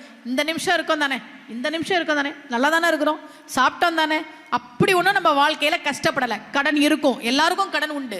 கடன்லேருந்து மீண்டு வந்துடலாம். சரியான வேலை இல்லாமல் இருக்கும், கவலைப்படாதீங்க, நல்ல வேலை அமையும். உடம்புல நோய் இருக்கலாம், கண்டிப்பாக எல்லாருக்கும் இருக்கும், அதுலேருந்து மீண்டு வந்துடலாம். மனசை மட்டும் தைரியமாக வச்சுக்கோங்க, சரியா? மன உறுதி இருந்தால் எதையும் சாதிக்கலாம். மாத்திரையெல்லாம் அப்புறம், மன உறுதி முக்கியம். ஒரு பொண்ணை பற்றி சொல்லி முடிக்கிறேன் பாருங்க. அந்த பொண்ணு பேரு மங்களா கபூர். அந்த பொண்ணுக்கு இசைக்காக பத்மஸ்ரீ விருது கொடுத்தாங்க. அந்த பொண்ணு 11 வயசு குழந்தையா இருக்கும்போது, வீட்டில் தூங்கிட்டு இருக்கும்போது, அவங்க வீட்டில் வேலை செஞ்சவன் அந்த பொண்ணு முகத்தில் ஆசிடை ஊற்றிட்டான். எதுக்கு ஆசிட் ஊத்துனா அப்படின்னா, ஒரு வியாபார போட்டியில் அந்த குடும்பத்தை செதைக்கணும் அப்படின்னு அந்த பொண்ணு முகத்தில் ஆசிடை ஊற்றிட்டான். முகமே செதஞ்சு போச்சு. 11 வயசு குழந்தை. அந்த குழந்தை அதுலேருந்து மீண்டு வர்றதுக்கே பல வருஷம் ஆச்சு. கிட்டத்தட்ட 35க்கு மேற்பட்ட ஆப்ரேஷன் முகத்தில் மட்டும். அந்த பொண்ணு அதுலேருந்து மீண்டு வர்றதுக்கே பல வருடங்கள் ஆகுது. அந்த பொண்ணுக்கு பாடுறது ரொம்ப பிடிக்கும். பாட்டு கிளாஸ் போறா, பாட்டு கத்துக்கிறா. பாட்டு கத்துக்கிட்டா மட்டும் போதாது, அதை அரங்கேற்றம் பண்ணணுமே, சபால போய் பாடணுமே. சபால போய் வாய்ப்பு கேட்கிறா. அவ முகத்தை பார்த்து பயப்படுறாங்க. ஏம்மா, பாடகிகளுக்கு ஒரு தோற்றம் இருக்கு, நீ இந்த முகத்தோட வந்தா எப்படிமா பாடுவாங்க? ஒரு சபால உள்ளவங்க ஒரு வாய்ப்பு கொடுக்குறாங்க. நம்ம லைட்டு போடாம இந்த பொண்ணை மட்டும் பாட வைக்கலாம், குரல் மட்டும் கேட்கலாம். அது மாதிரி ஒரு சபால அந்த பொண்ணு பாடுறா, லைட்டு போடல, யாரு பாடுறான்னு தெரியல, ஆடியன்ஸ் குரலை மட்டும்தான் கேட்குறாங்க. குரலை மட்டும் கேட்ட பார்வையாளர்கள் லதா மங்கேஷ்கர் குரலை கேட்கிற மாதிரி இருக்கே, லதா மங்கேஷ்கர் குரலை கேட்கிற மாதிரி இருக்கே, லதா மங்கேஷ்கர் வந்துட்டாங்களா, யாரது அப்படின்னு கூட்டமே ஆச்சரியப்படும் போது லைட்டை போடுறாங்க. முகமெல்லாம் ஆசிட் வீச்சில் சிதைந்து போன மங்களா கபூரை பார்க்குறாங்க. முகம் இப்படி இருந்தா என்னம்மா, நீ நல்லா பாடின, எங்களுக்கு பிடிச்சிருந்தது அப்படின்னு பொதுமக்கள் ஒவ்வொரு மேடையிலும் சொல்ல சொல்ல சொல்ல காசியின் லதா, எல்லாரும் லதா மங்கேஷ்கர் நாங்கல்ல, காசியின் லதா என்று போற்றப்பட்டு அவருக்கு பத்மஸ்ரீ விருது கொடுத்தாங்க. மங்களா கபூர் அந்த பெண்ணுக்கு. அந்த அளவுக்குலாம் வாழ்க்கை நம்மளை கஷ்டப்படுத்தலையே, நல்லா தானே இருக்கிறோம், வந்துருவோம். என்ன கஷ்டம் வந்தாலும் மீண்டு வந்துருவோம். இதை விட ஒரு பெரிய கஷ்டம்லாம் நமக்கு வரப்போறது கிடையாது, சரியா? அதனால மனசுல ஞாபகம் வச்சுக்கோங்க, நல்லா சாப்பிடுங்க. சாப்பாடு ரொம்ப முக்கியம். சிவபெருமானுக்கு சோற்றுத்துறைநாதர்னு பேர் ஒரு ஊர்ல, தஞ்சாவூர் பக்கத்துல. அவன் சோறாக இருக்கிறான். அன்னாபிஷேகம் நடத்துறான். அவனுக்கு வீட்டுக்கார அம்மா கூட சண்டை வந்தா சாப்பாடு வேணாங்கிறது. இந்த சீரியல் எல்லாம் சண்டை வந்தா அது ஏன் சார் சாப்பிட்ட தட்டிலே கை கழுவுறாங்க? எனக்கு பல நாள் அது புரியவே இல்லை. சாப்பாடெல்லாம் வீணாக்க கூடாது, சரியா? சாப்பாட்டை கோபத்துல சாப்பாடா வேணான்னு சொல்லாதீங்க. நல்லா சாப்பிடுங்க, நல்லா தூங்குங்க, நல்லா ஓய்விடுங்க, சந்தோஷமா இருங்க. யாரு என்ன சொன்னாலும் சந்தோஷமா இருங்க. ஏன் சுமதி ஸ்ரீயை பத்தி யாரும் எதுவும் சொல்லலன்னு நினைக்கிறீங்களா? இன்னைக்கு கூட என் யூடியூப்ல ஒரு அம்மா கமெண்ட் போட்டிருக்கு, நீ எல்லாம் ஏன் லிப்ஸ்டிக் போட்டுக்கொண்டு ஆன்மீக சொற்பொழிவு ஆற்றுகிறாய் அப்படின்னு. எனக்கு எப்போது பொழுது போலனா இதுக்கெல்லாம் நான் பதில் கொடுப்பேன். பிஸியா இருக்கும்போது அதெல்லாம் நம்ம அந்த கமெண்ட்டே படிக்க மாட்டோம். ஏன் லிப்ஸ்டிக், ஏன் பணம், ஏன் வாய், உனக்கு என்ன பிரச்சனை? அப்படின்னு. ஆன்மீகம் பேசினால் லிப்ஸ்டிக் போடக்கூடாது. இந்த சில இடங்கள்ல எனக்கு கழுத்துல மாலை போடுவாங்க, மாலையோட தான் சொற்பொழிவு பண்ணுவேன். ஒருத்தர் கமெண்ட் போட்டிருந்தார் ஃபேஸ்புக்கில், எதற்கு நீ எப்போ பார்த்தாலும் கழுத்தில் மாலையோடு சொற்பொழிவாற்றுகிறாய்? நான் அதுக்கு பதில் கொடுத்தேன், என்ன சார் பண்ணுறது, சில ஜென்மங்களுக்கு உயிரோடு இருக்கும்போது யாரும் பாராட்டி மாலை போடுறதில்லை, அந்த கொடுப்புனா எனக்கு கிடைச்சிருக்குது. சில பேருக்கு தான் அதெல்லாம் கிடைக்கும், உங்களுக்கு எந்த காலத்துலையும் அதெல்லாம் கிடைக்க போகிறது இல்லை அப்படின்னு. என்ன எப்போ பார்த்தாலும் அடுத்தவங்களை குறை சொல்லிக்கிட்டு, எப்போ பார்த்தாலும் திட்டிக்கிட்டு, என் சுமதிஸ்டிக்கு கஷ்டம் உண்டு, நிறைய உண்டு, விதத்துலையும் உண்டு. இதையெல்லாம் தாண்டி தான் நாம் வாழ்க்கையில் ஜெயிக்கணும். நான் ஜெயிச்சிட்டேன், இந்த நிமிஷம் நான் வாழ்க்கையில் ஜெயிச்சிருக்கிறேன். நீங்களும் உங்களுக்கு என்னெல்லாம் கனவு இருக்கோ, என்னெல்லாம் ஆசை இருக்கோ, என்னெல்லாம் லட்சியம் இருக்கோ, அதையெல்லாம் இந்த சிவபெருமான் நெல்லையப்பரும் காந்திமதியும் உங்களுக்கு நிறைவேற்றி கொடுத்து, இந்த சொற்பொழிவை இவ்வளவு நேரம் இருந்து கேட்ட உங்கள் அத்தனை பேருக்கும் நம்முடைய நெல்லையப்பரும் காந்திமதியும் வாழ்க்கையில் உங்களுக்கு நீங்காத நிறைந்த செல்வம், நல்ல நீண்ட ஆயுள், நல்ல உடல் ஆரோக்கியம், நல்ல மன மகிழ்ச்சி, சகல சௌபாக்கியங்களையும் தந்தருள வேண்டும் என்று நானும் பிரார்த்தனை செய்து, ரொம்ப மகிழ்ச்சி நின்ற சீர் நெடுமாறன் கலையரங்கத்தில் நின்று பேசினது. அடுத்தடுத்த வருடங்களில் கோவில் நிர்வாகம் அழைக்கிற போது உங்கள் அனைவரையும் வந்து சந்திக்கிறேன். நன்றி, வணக்கம். உங்கள் அத்தனை பேரின் திருப்பாதங்களிலும் என்னுடைய நன்றியை சமர்ப்பித்து விடைபெறுகிறேன். நன்றி, வணக்கம்.